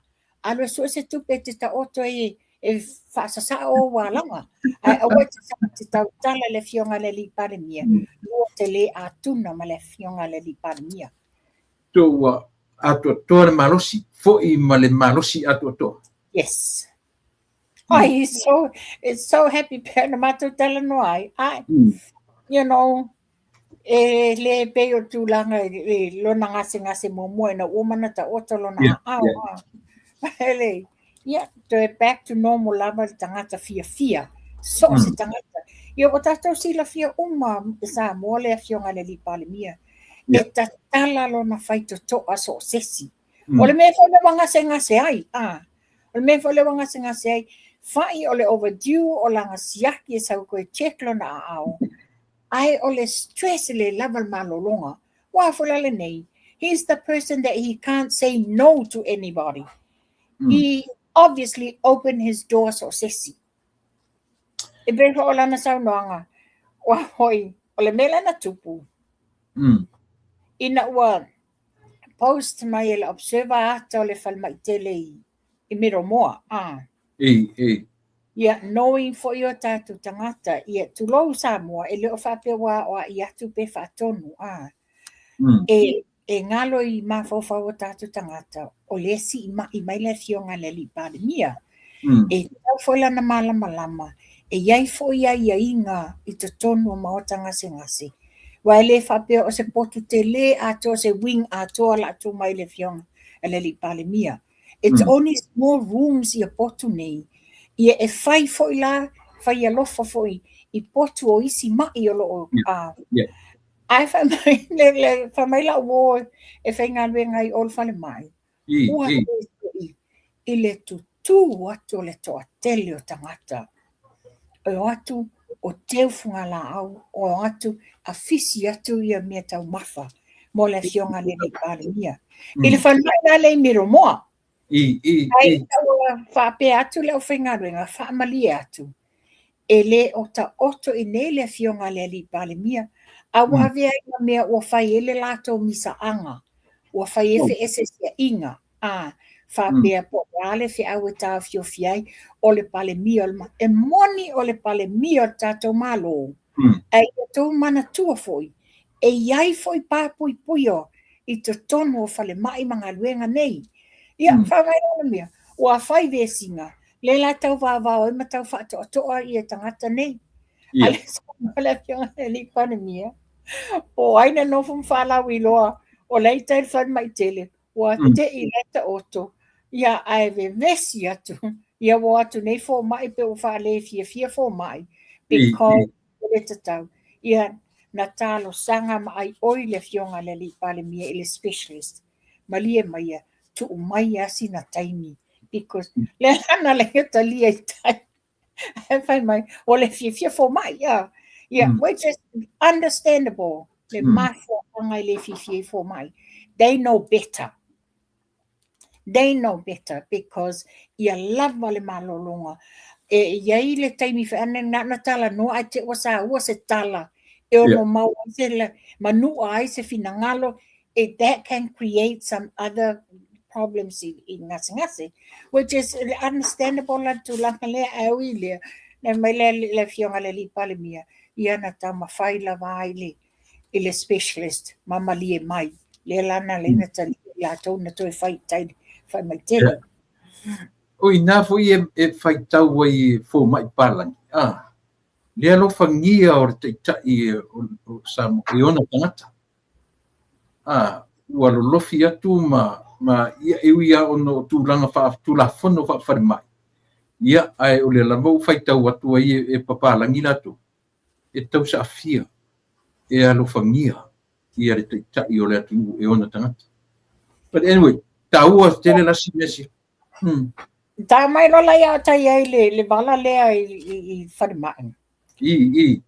O lau maule le ta whailo atu. Ata whunga mai le pūlenga le Samoa Observer. Ua whaia pēr o tau le amio lea, o le tau tu umaia o tau news pepelo le moni, le Hamiltoni. Ua tau tu umaia le ato le whai mai tele miro moa, le ta oto le fionga le lipare mia i miro moa. O le mea le kisili ngia ai. O ua tau umaia su e ma tau muli tai me e ave i ai le fionga le lipare mia. Lai se ana tau le muli tai ai whapei taimina mai ai tu la epa. Whapena tō mai whapea e pu ele ato le o le whale mai o lo ta oto i tula epa. A o le fiong wha ia fia mei i lana pae inga lena umanei. O lena mai pe whaatolu ena mai fia mei ta oto le mai luna malo. Whena tō iai. Tau tele i o mai o e pueni ata. Tau tele i o mai e whaini tō tala ma whaini tō story. Whaini tō whainga ori pepelo e lunga nuspepa. Ai lea lava tō te o mai e muli tai. O lau tala la le lau tali le iai o i e whailo mai ai le iai o se respect o le intia lea fiti le whaia mai a newspaper ia walata la vana o iai se mea malosi a sesi i le intia lea le fiti lea you know no doubt i le mawhaina tatou atu sa sopo whaapea i te tono malo fiti i a la tau fo te tai. Ia te matau lia foi lau whaasawali tu ia whamsinonga tu o rua nā mena opseu. O re te mai tai o whaulalo ia maleri i mata mai tai o ilalio. Ia wala te loa ilalio na e te ena, Ia te te mai tai. Peo mai kapena po i whaulalo. Ia, na te. Ia wala te loa. Ia e monia e, wa whena lato te e la iei morianga, la iei whaamaumaunga, la iei whaamaumaunga. Ai o le mele tau o le quality time than you spent with him. Absolutely to la epa. Absolutely. O te le whainga ringa le naso. You know, it's too excited. Too excited e na wa matou whailo ai. Ia, e umi na matou iai te tonu, umi matou whailo inga. Ana le latu whaatolu lava le alo le fionga le li pare mia. Iai nisi tangata lava tutu whawhose itu. Ia, e paua wa ula te no fotonu ai o tawha le li pare mia. Ai wa musu le fionga le li pare mia lo nalo. Whai on sai mai whaafi fwy o'r whatawale, on sai mai, kanga le isi. But, wa mato le fio e se, wa ma nai ale mato whaaso, ma nai ale mato tartan no ma mato toe I mata upa. So it's a good feeling. O ina wa toe foi. A wa mato langona le loto fia. Wa mato mafuta, ma mato moli mawina. Olo o soifua manuia lana re. Sa ilinga ngase na mai. E le whapeo se ngase as such, pe ona ia sau noa. O na le tu vili to le specialist. Ta tau na foi mai, wa leva na overdue la matango a pelila. Leva na overdue, wai langa foi. Lana to e sau e waile fo mai ko e recheck lo na aule sa ta oto. E watia o inga i sona. No, everything is okay. Ele whape o te ngase mai whatu o le mena iai. O peo le tūlanga le I tula epa. Ele au whai a mai se lava la ia. Ele so ai mamoe. Ia ki apa le o kānata. Ia sau le toe ino mai whea. Ala e me fo whanong koe la ngā mura kinga. Ia ta ilo ia sa vela o siringa sa vela stona. Se o siringa sa vela stona. E o mai sore mangai ngō fōwari. Ole atingi apa wangale e te whiwai tele na whaalelea. It's an empty drum. Okay. It's an empty drum. Because nga tele whaalore ole sa vidi lato. E pa o vali. Ole tulanga na iai. Ora nela whaila tala. A matu tūla I whafo. E whaatali le tau nu atu o leota. Lela matu tutui whafo masavea masala kome. O whaatu. Se iwa ipo fese mea o whaapunga ngā mai ipo loko e po ngā mai. Ke whaia oe. O ke whaia oe melea. Ai se ari tura. E su e ave wan mea ngā ring whapea ka male o lei kai pānia le karimai ang kitfongi e fui. Ia o ai ia la mai maua se taa vale sesi. O ai ia la mai maua se taa vale sesi po se peitingi la to e mai ia. Eu fosse ko le aro ro fasi iskama kingi apan. Tula epa o le alofa I le manu lo alofa I a kānata. La tala moni lava lea. O le alofa I le manu le alofa I a kānata. Kau su e kuse kingi apa ka ile sa ma ko kalavuri. Se loinga te la ko matingi apa tai ro ma le po. Ia mangai ia fa sor mai o ke rona umil tu taini. Ke ring ta. Le pe no fa tu le fiafle na. Le matitala no fa tali leota. Wa wala o ne leota o ia fi se a iso. Ia director lo leota le mesa ia. Le mata fa tale le la te musu.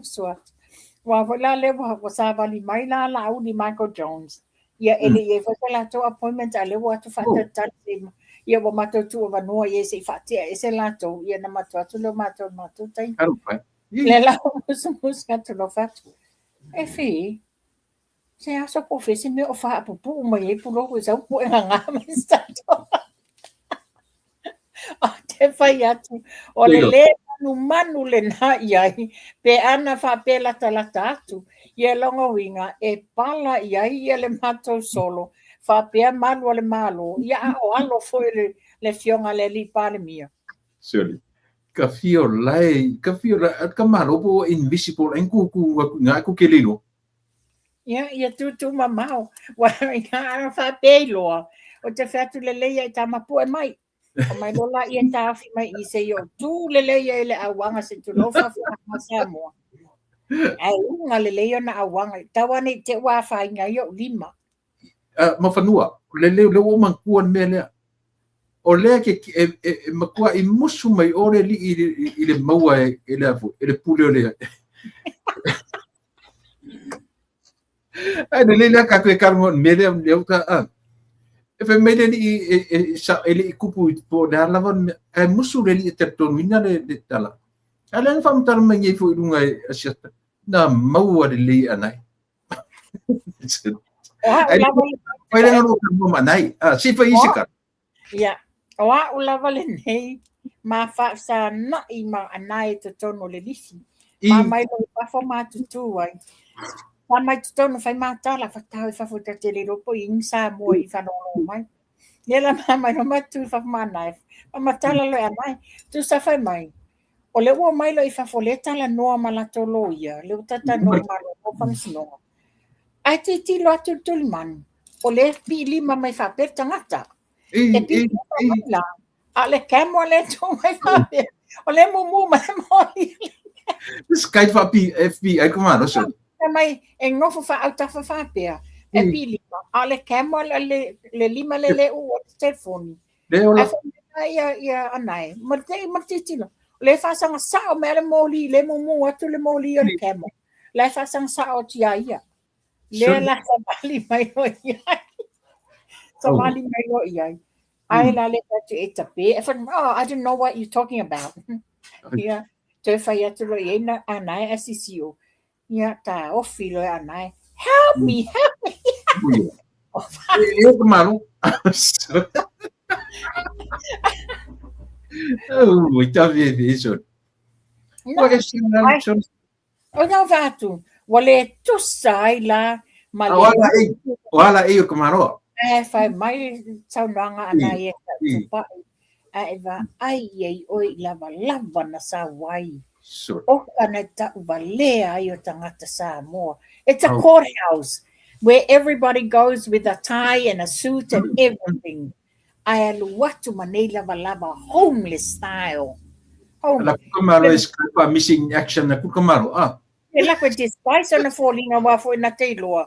O le taimi ai mawai e se Samoa. Ia ai la le fa pe mai. Ai na ua felanga mai tangata fisiringia fa amatala lo ia lo ia. Tu so le lo atu le na te recording nga ia. Ia tangata without their consent. Wala au lola ia le stala I securities. E mai tia I to ai ami. Waya ta fia mawai na ngatu alo ta vai fa alava ai. Se isulu ai ngutu. E na talatu le ia te so ia mangutu I lalo palpala. Oh. La kumaro koko. Awalanga menga le fe hadwai. E disguise tangata fa pe o ia le ma I alu to. Sure. Yes. Wai I lo fai mai e te misi lo fa o tu le pa mai mautaini. O le lo fai le manu. O le lo fai le manu le to inga tangata. Ia tanga I foi la ia iai. O ana mea pa lea ia wa fai. Wa le iai se lo fa nie tangata. Na o le ino. Wo o lava I suli ma feo I o le swafa makasi. Le fia le ta uvale o le lato fai. Lewa mai manino. Lewa mai manino la vai e sui o le makasi. Le whala I le text na mai le tangata I e te au talatu ana nafi. Ma whai loa sa o mai. O le lato fai ula va o alofa. O ka nata alofa. Ae na liu mai ele a inga le au makasi. Ona o le alolofa I a mai I nei e wha o onga. Ai la ele mele wa sa wa mawa lo le nanu. Sa lo fa na o ia wai lo nanu o tangata Samoa uma. Ia male mele le wa na lau mai fa pia.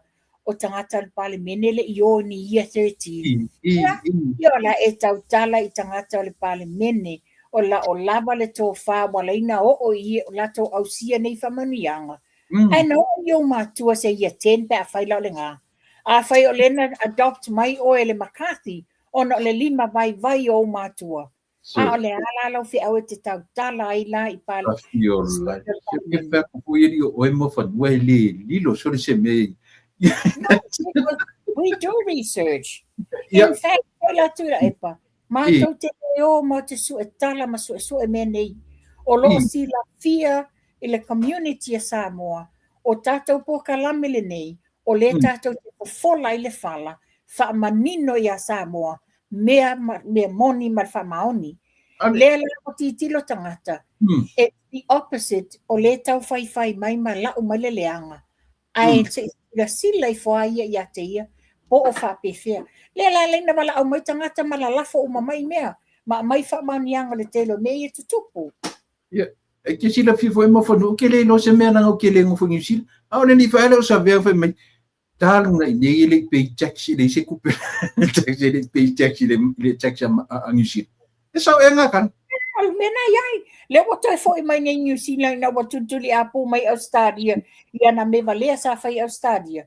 Le lawa sa nei New Zealand, le whai ngā luenga, whai ngō fiena sa walu whai mai e a onga, ai alu on the sickness benefits, wa vai le iai, tele le tautala, mātou e peia mātou tax, mātou te whai ngā luenga, su e mātou tupe a oe, ia nā, e te ola lau wha ia wha penai lunga benefiti al malo. Sure. Yo wale ngo whanau matu whape ngā osoro le lia kia ko oroa i le ofisa a whesidi e po le ale, e sao e ngan me? Le whapena i ere ni tangata na lato sa idia loa. Sa idia loa pe, ona leo na masa o salo lava e mai, e ina walu lo le ato e tia i toto, i e wholinga me lo tangata mai. Sorry. Nga me manis. Last week, po te le lafo me e tangata o le. Ai ni ana lafonga na whai lungo o langa live, ai mo fiu e tatala. Wo fiu e tatala. E le mwhaino tatala ina la e poloka mai au. No a vea lola ia i o nieces. Whita ngofi e titilo i fo lafo mai e loa. Le ala na tātu ai la o whi autus tu sia te le la vai lunga. Ewa no fo malalau mai. O te e la lafa wha mole o te le e la lafa. I have mortality. E le peo oi. E te la lafa lau wha ia. Le tua ato titi e motu lua. Ma whai mai o te la poa. Iai, o te la poa o te ola fia. Ai sea. E ke ro hui. Le lafa le tupe. E wha so te alu te it au tai whale ainga oi. Te lem whainga e alu it se whale ainga. One, le se tupe. Lua o ala lava te alu malwha maluma i o tangata. Ia tau whea rolo oi. A ura le whainga mai au. Oia. Ole le mawhawhau whaina la lawa tuai tu ola whawhang anga tā mo. Le ngatala a ua kolo mai e uma malana ma ngā followers. Malau mai loka IPP ka tu lau oi te mai ta. Ioi, ia whai mai lo man matu ainga. Mai sole, oa e ngā mea li e. Eu whai aksoni. Lea ngā lava ni ka mo puro tu sone. Ia lea nā li e. Ane leila. Peo na mato noa, mato tala noa ma, le mato sa valina le fianga le lipa le mia. Te fia mawaina, nana tau o mai a po mai ia tau. Tu ma le ia tau se mawha sa ngai. Ia. Ia purotu. Ia kanata. Ma neia te le tau teimi ma le fianga le lipa le mia. It was such a lovely evening. Yeah. Lovely. O mato feita i o leota ia. Na mano i fafa mai leota. Ana o loa la vaenga ia leo mai la to sa vali le fianga le lipa le mia e me o la kapisa mo. O te fai kukuri pe ngo fa fai peta to ia unita. Oi, na mau se te me o la kapisa mo. O la kapi. Mo te tau no atu wa a sa vali atu le fianga laudi Michael Jones. Oh. Mahalo e tau le si tangata na lao atu. A le teimi la le na leina mata o mai. Ona wa ye nisi fa pe ni sui fo yo le lakapi. Yeah. E mana ia ona o le te tonu. E la lango i la tau nei le mea le o le sa i o le fo. Mo le whainga malo mo le atunu. Langa o le au o le atunu. E leo se au e whaaporo ki kia na whaia. Ia o le mamai na le la lango i la tau nei. Ia e a fia fole fianga le lipa le mia i Samoa. Ia o a folan tu langa e tala noa ina. Ia o ai loa i foila ia le mea anga iai. Le la batu le lango sua a neita mali i wa leva nei te tono le o ta alonga la kapi. Ia, whaafai fie na whaile au le atunu. Tu mai ai la tolo lava to mai malanga ma. Whapenana.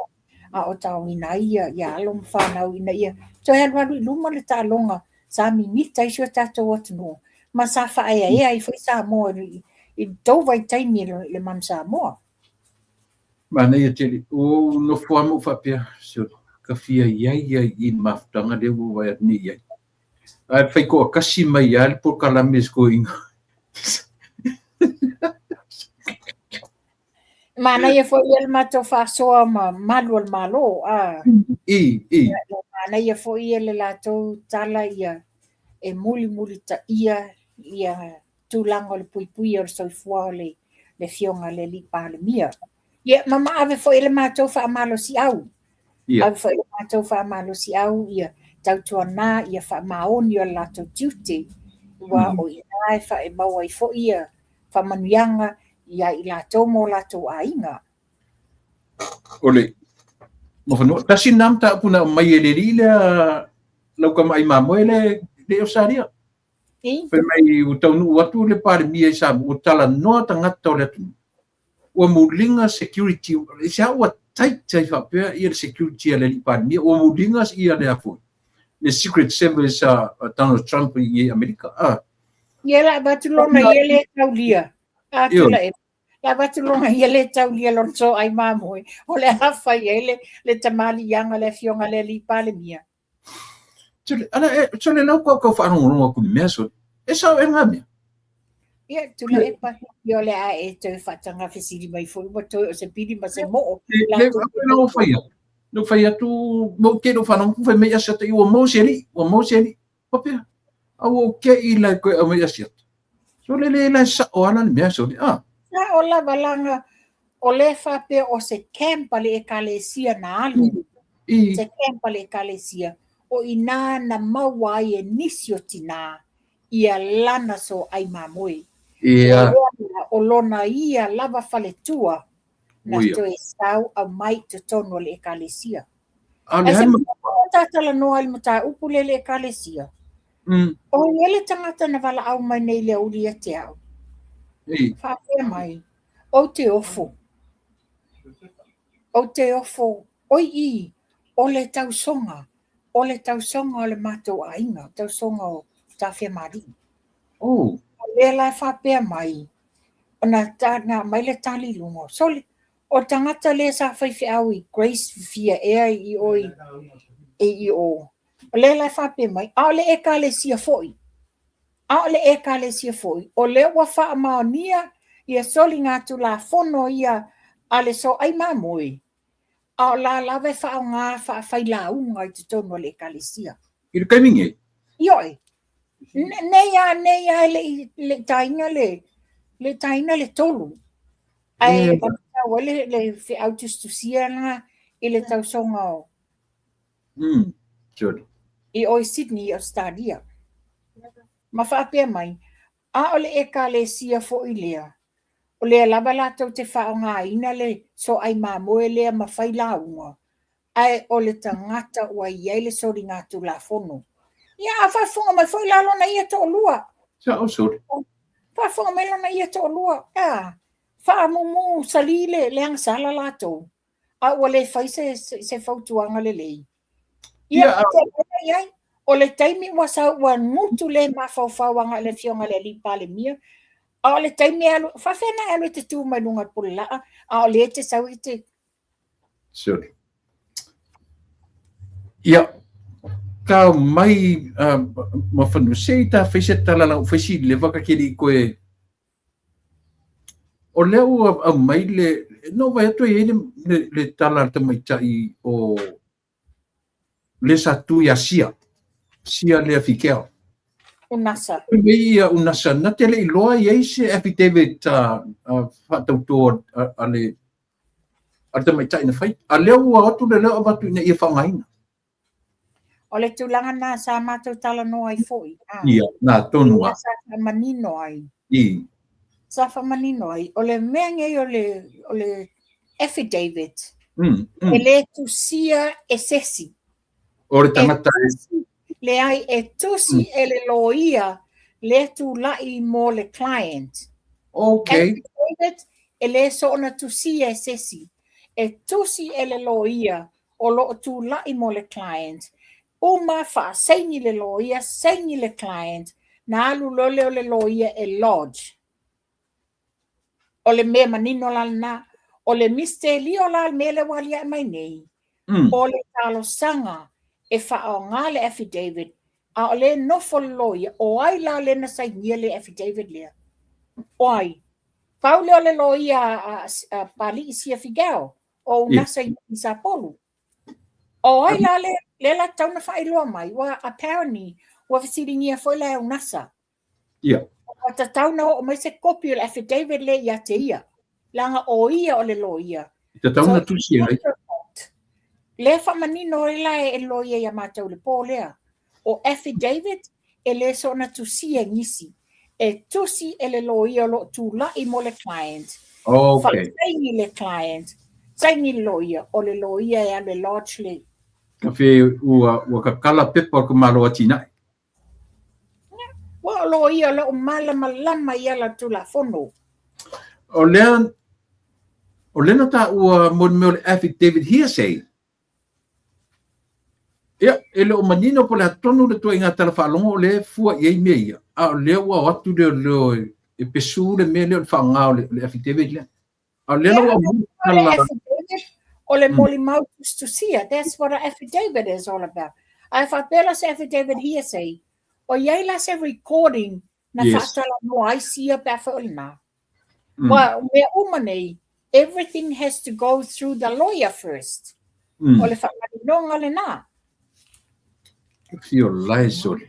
Ua mawai. E te taunga tūtū ma mau ia ta mai tai o nasa le mere.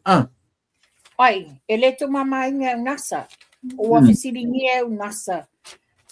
O ana whea na tusi ai le affidavit. O ia o le loia. Na te le loa se affidavit. O le whala pe ia e wholinga mai. Ula te ene ngasa. Langa ta tauna o mai le kopi le affidavit ia ngasa. E ilo la le fionga le ta ilo ia. Pe whaamaunia le affidavit le pele ai. Tō tere i tala mua tina le. Ia, sano mai. Awa e inta ngā mea, wa te ia wali a ele affidavit a le nofo le lo ia, sa whea ngai mali. Marquês. Ioi. Ele i tau se tau tala i le tūlanga leo tusi fo ia ta mai tai o lise le ua toi la ngā i lunga o te ena leo e setus. Tula epa, o peia o le whai ungo tau sanga nei. Ia. Ona wai lumo le whamasinonga i le mawhaina na tala noima. Ai, o te whaapea atua uia o au sa mawha sa ngā i male uso i alise. I le tena whainga pālota. No, we supported her 100%. Go for it. O le mauti no fui olo ia evidence ia solid evidence ia. Pai wal whaamanu si au le foina mātou talno ai ia whaaloto te leina le uso i alise. Ia tau le sao ma fofola lo whalo mea uma. Se lau ono se fulu wafe tolu se lau limas fufata ngata ia ua. Wa umana aveo la tu se lau limas fulu. Se lau limas fulu. E leo toi tele la se tangata. O tu toi. Ia. Mana ia le, ia oa nisi vaenga na tau i lau tu.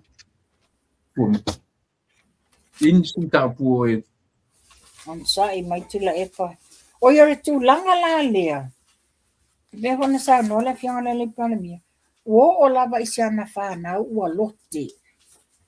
O lava ina i o nalo ua lote. Ma whaapea mai. Ia. Wa mulinga ni security. O le ale whea wo mai eia le whanau a laudi. This is what you should understand. Given the history o le taupulepulenga o tangata waleina le fionga le li palemia. So do you honestly think that he's going to sit there and relax? Le ala tonu lea o le pui pui o nalo. If it was my parents, I would do the same. If it was my parents, I would do the same. Look at Donald Trump, ia Amerika. Fair yai. Tofunga luenga uma o nalo te tonu o whainga malo. That's his time. Ai, o tūlanga le fionga le li palemia. E lo tō fia o nalo ininga luenga po ni avanoa. Na le pui uia o ia. Mai leo tongia. E lo tongia fo i e whainga malo. Ia se vai la. Ai si la fia. se la fia mele taimi o pa ina fia mes fulwa so fitu na fai la vale au nanga nei alo le fionga le lipale mia to tongi lava I tupe a le fionga le lipale mia ia lato bisinisi o lo faia ale la te le tala fai mai oi ele ai sau fi au o ele so ai mamo ele le ai sau fi au yai wa loto ele lea ono te le tupe le mo wa alo fa na ole o alo le fionga le lipale mia a ona te ola peng fiti tangata mai ya na awar tau tala le mea te lo ele o yelo malama me le nga fatia e lo malosi na faia se mea no mana wa te lo te le am ta upu vui confidential ku karngo ai yo ya a le ta fe ngai pu mata ta nonga ia tu se ngai se te ni ka ngui ka ku epa pui ona e yai mafu anga ele na pui ona tulanga fa le malo ma tulanga tofi ai tatou pe ona fai atu o le tatou manauti o le tatou tatalo ma tapo ia faiva o le fainga malo a mai se le fionga le lipale mia malana ka peneta o le mata upu leo te fia batua tu la epa o a matalia le famasinonga o le fasio tangata fa moimoina le tupu ya pokati le na fasio ia la faele le mai I no fuani ia le foila tu sala la ufanga solo le case le nei le ufanga solo ia mantua mato I le wa sau noale le tamaita io epifania wale sau pokati plead not guilty esa fisilingia fo ila le tamaita fa masino fa pe fa fena fa maonia menei le ta manino la vatina ya epi na te loa le leo po katilana ina ua fesilingia na tu po kati a point le fanga ya te ia pe fana fo maia sa talo sanga le tina fa mole ona le yela na tama tasi le fo le tau sanga ia fa fena o le wa fa maonia sa o atu tono le fale ma fa tupu fale vilave wata ta wana mo dia tu la fono tau na loka fa fetai o le na loka mai ale tai mina tupu fale vilave le lua o lua fa a faila le nga ke enga pode le fanga le nga vei peni amina o ilang fanga a faila le nga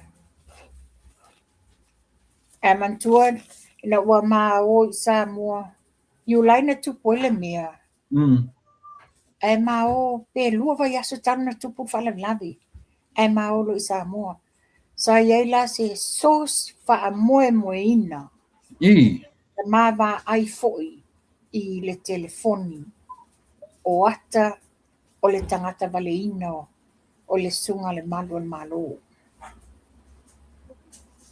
which is it's so sad e lo nai lo ai o ila tau na malanga fatasi ma le fionga ma le sunga le leo lai la tau te si la fia le mea moni ai le o mawhai o na tau tatala le amiotonu yo le tani le oli ia na o le fesiri la o mawhai na tau momo e fale leile po o mawhai na tau no nofo le leile au ma le po knowing o lo tau na ina le amiotonu ma le mea moni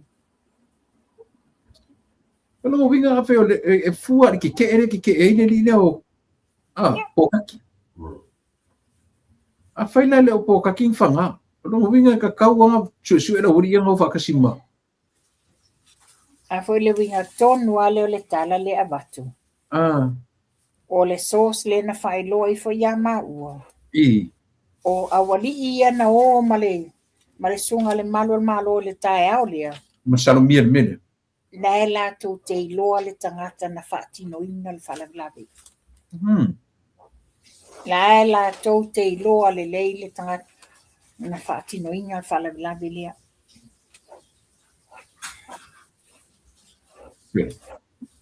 le ole si tu langa fo na manwa ele matu tanoanga ia o la ma o iti Boia o la o iti ia se se se mafanua ia le fia faro o ia le si lea lau fa ia le lafi lilo fa ngutu lua ne na fa manino le leia tu sa le wato mai te fo mai tangata nei na ta ua le wato e fo mai o anga I oi e le sunga le ata wasavea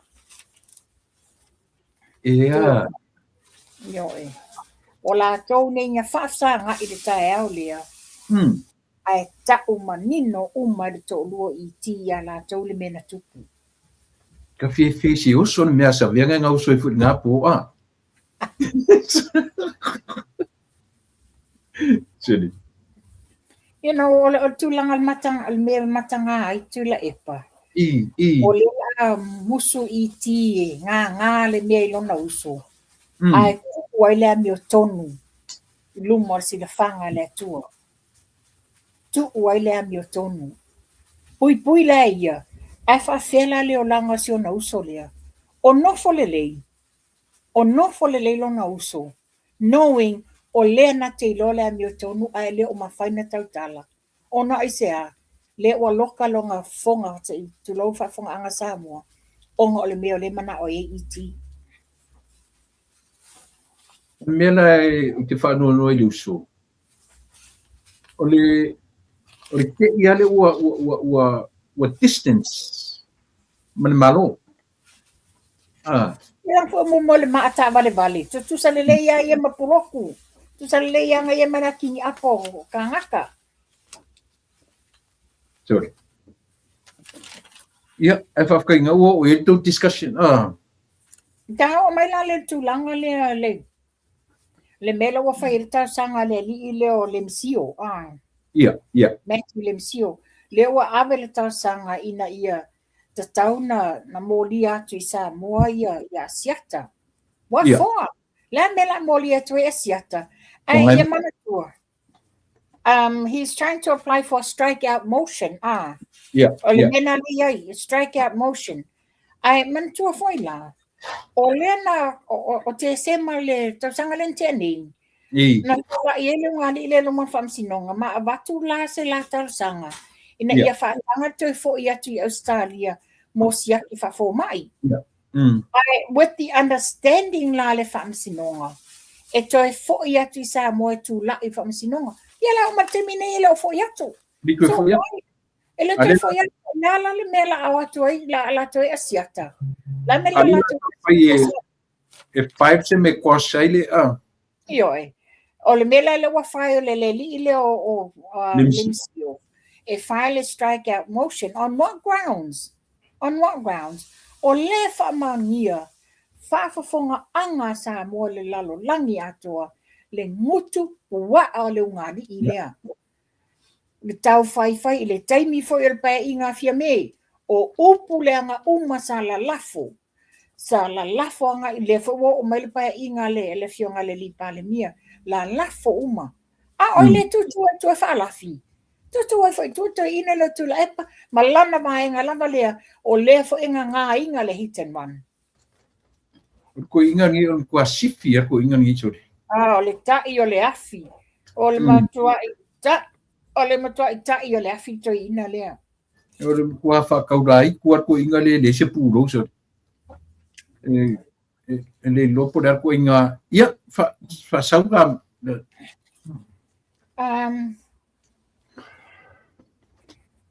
ia mamana ia le wa foi wa filia ia le new executive vale summit, which is or le Samoa Association of Manufacturers and Exporters they were elected o lato faile lato swinga to fifo wa mantua foi o le sa plestene la fionga ia tangaloa Eddie Wilson le wa ere to finga le la wa umana to fia lato to finga fo o le lato plestene fo le wa iai o tapu nuu pito vao manaia May Daily Hing ia le mai tai leo May le sa nofo ma le sainga vale o Frankie o le sui plestene o afoa le maunga Charlie va ai ia Sa wai lole lato te tupe o Anish Chandler o le Vodafone. Ia ma le whailau tusi o Sabrina Percival ma le Natural Foods. O le nei maftanga. E se leo ngā ona o I le ua mawhai ai ona iei le sao o le whaofina mai o loanga osti o tatou malo. Yeah. Wa o le sa iai le taimi sa whai le expo I tai I Aukilani. Yeah. Oka le mānaia o loanga osi a Samoa sa au mai ai. Ia o lela mātou te taritonu foi la. Ona le wa mai le container talo Samoa. Le la wa umanta sanga sa no le fianga le lipalmia. They're going to have a consistency. Ia awa ni mo tu sia. Me tau mafa mo tātou tangata. Ia e ei fo inisia wanoa e maua mai ai peila mo me o pusai a me whapena wa le tere sa latu tamwhaia. Le la wa iei la le suinga foula lea o I latu mo ngā o sia ia o loa ale tātou atu. Ia talosia. Talosia ia mwhai ei ona wha mautuina. Ia mau ai se. Ele I tauta ua ise container sa ni amato? Ele ai wa I mantua lang lefto atasi container mai amato musila. Ia mantua le reefer ia tatawana tauna fo ina all the way ia o tau. Ia pela le mele ia mato o le mana nei o talo tula epa. Felicia. Po talo ia ai. O au ia e peno fa. Tele na mai whataua ma ua me ai Samoa. E mai pe tasi lua ni mātalo to titi atol vai aso. Ale taimile nei. Ua mato ai mā nei o le o talo mapo talo. Le mā nei ai. Ia, o le tūlanga nā lewa iai nei tula epa. Ia, na o le vaenga mulmulu e te fia watua. Sa o mata I le whamavaenga se tasi foi o tina matua o le atunu. Wa lapa foi lana tautua ia Samoa. Tele o tausanga. Se lau tausanga o le tina matua ia Lote. Jan Mau. Ia o te whaftai au whafonga mai ia se tasi o tausonga. Ia Taito Edward Winterstein. Le sa komesino le whapuipui vai taimotula epa. Ia hoena le whamai ia Taito. Ngā ika le pi o pā o tula epa. Silia ia whamawai. Anyways, o ia sa whai ma sa tū mo le tū o le ainga. Whawhoi o peo na te lau sila fia. O tina ia lote mai o e wharsafune. Le matou I malo. Ia ma foi. Ma foi I le tautua le nei tina. Ma le tautua. Ia a o le ua wha wawe o nalo. Le ua wha wawe o nalo le tautua. Ia o le nātu la epa pia ia se mea o ia. Te lua lava le o ta teimi ia ua. Ia. Wa te filo ele stona. Uto. Mantua le whai mai ele mea tau e kalesia ia a o ma o foi ele ma o fuanga o ngā le container le stona. O ele umatutalo. E umane peia ala vai aso nei la stona nei le asa muli. Ai ta te lei whai u. E watu ni whamanuianga I whauunga, graduations o alo matama whanau I te tonu I University ngā California, ia ma Missouri. Ia o la o friend, la o best friend o langa granddaughter o Ari Randolph. Ia na iona matua, ia Josephine Randolph, ia and their grandparents, le afionga ia Masoe Joe and Martha Smith. O le la granddaughter la le ia Ari Randolph ne o whau u vaso le tenei. Ia whapea foi le alo o le tina ia Julie Scanlon. O le na o fiua su e Julie. A le tali mai na ia o tau Missouri. Whapea ia la walu I Samoa lana le tu e alu I Samoa. Ai tali mai o nai Missouri. Nga latu tuli atu le whau ungo si antama. Ia maria ia whaunga o te autama, tātou toi wheloa I le masina fōu, wa whapeftoa sau le masina fōu. Ia, o te mauwhuli nei a wanoa ia o le asu whanau o our oldest grandchild. Ia inga ia te kureli I o whawhtaisu a tolo yo ia na ato neilan na football to sanga le fu la fa le fa to sang fu ia na fa tawa i lon tamama lon tinala na ta va fo lon football to sanga yo that's nice. Masio u afine o ma granto ta matua la vai fa nei le ma le high school la anu le university il aso ia uni tu limo uni yo lo amata ia fa unga matu nei lo amata na foi fa unga foi nei New Zealand o fa unga le la mai sa university ia na mai lo le tam ta up mulmuli o le tam Asia ia mo ila tau lo yele tu langa o mai o tino ai mai se le ngungu ma so onga pona iwi ia o le tato redox code le na e ngā mo ila tau e mau le ngungu mau e so onga pona iwi le tino po tinga o le tua ia o le tato jau le nei whao ngā ia o nisi mo me tinga so se vaenga o tino e tinga ia o le tato renew 28 le e whao ngā ia ma tato vai masani la lea tula epa o le tato Asia ia o le tato vai le nei tol te lau maleono i le whawhangu i le pusa ia wala au mai na wailungo le screen ng numelo telefoni ia wala au mai pe a whapea na au nia le vai ia tula epa na watuela i o se whaftai male i le tato watunuu ia i lau whafunga anga Samoa o le afosenga ngana wala male i tatonu tato te fale umai le tua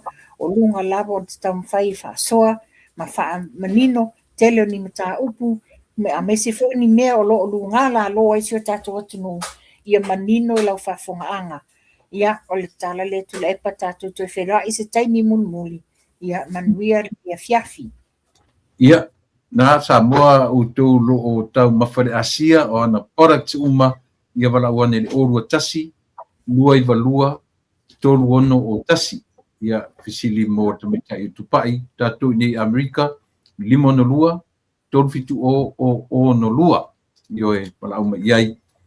Ia, manatu tupai o tele nei mta apu ta na siare nei aso, whaftai fo i mo ta penanga, ia e maise le tō pelo inga sa tu felo iai, ia atone i se teimi ia tu e tartalai, ai mo ni lava fiafi, alo fatu ia ta fea, ni manuel ni fiafi pe tel ya na fo so fo pe fo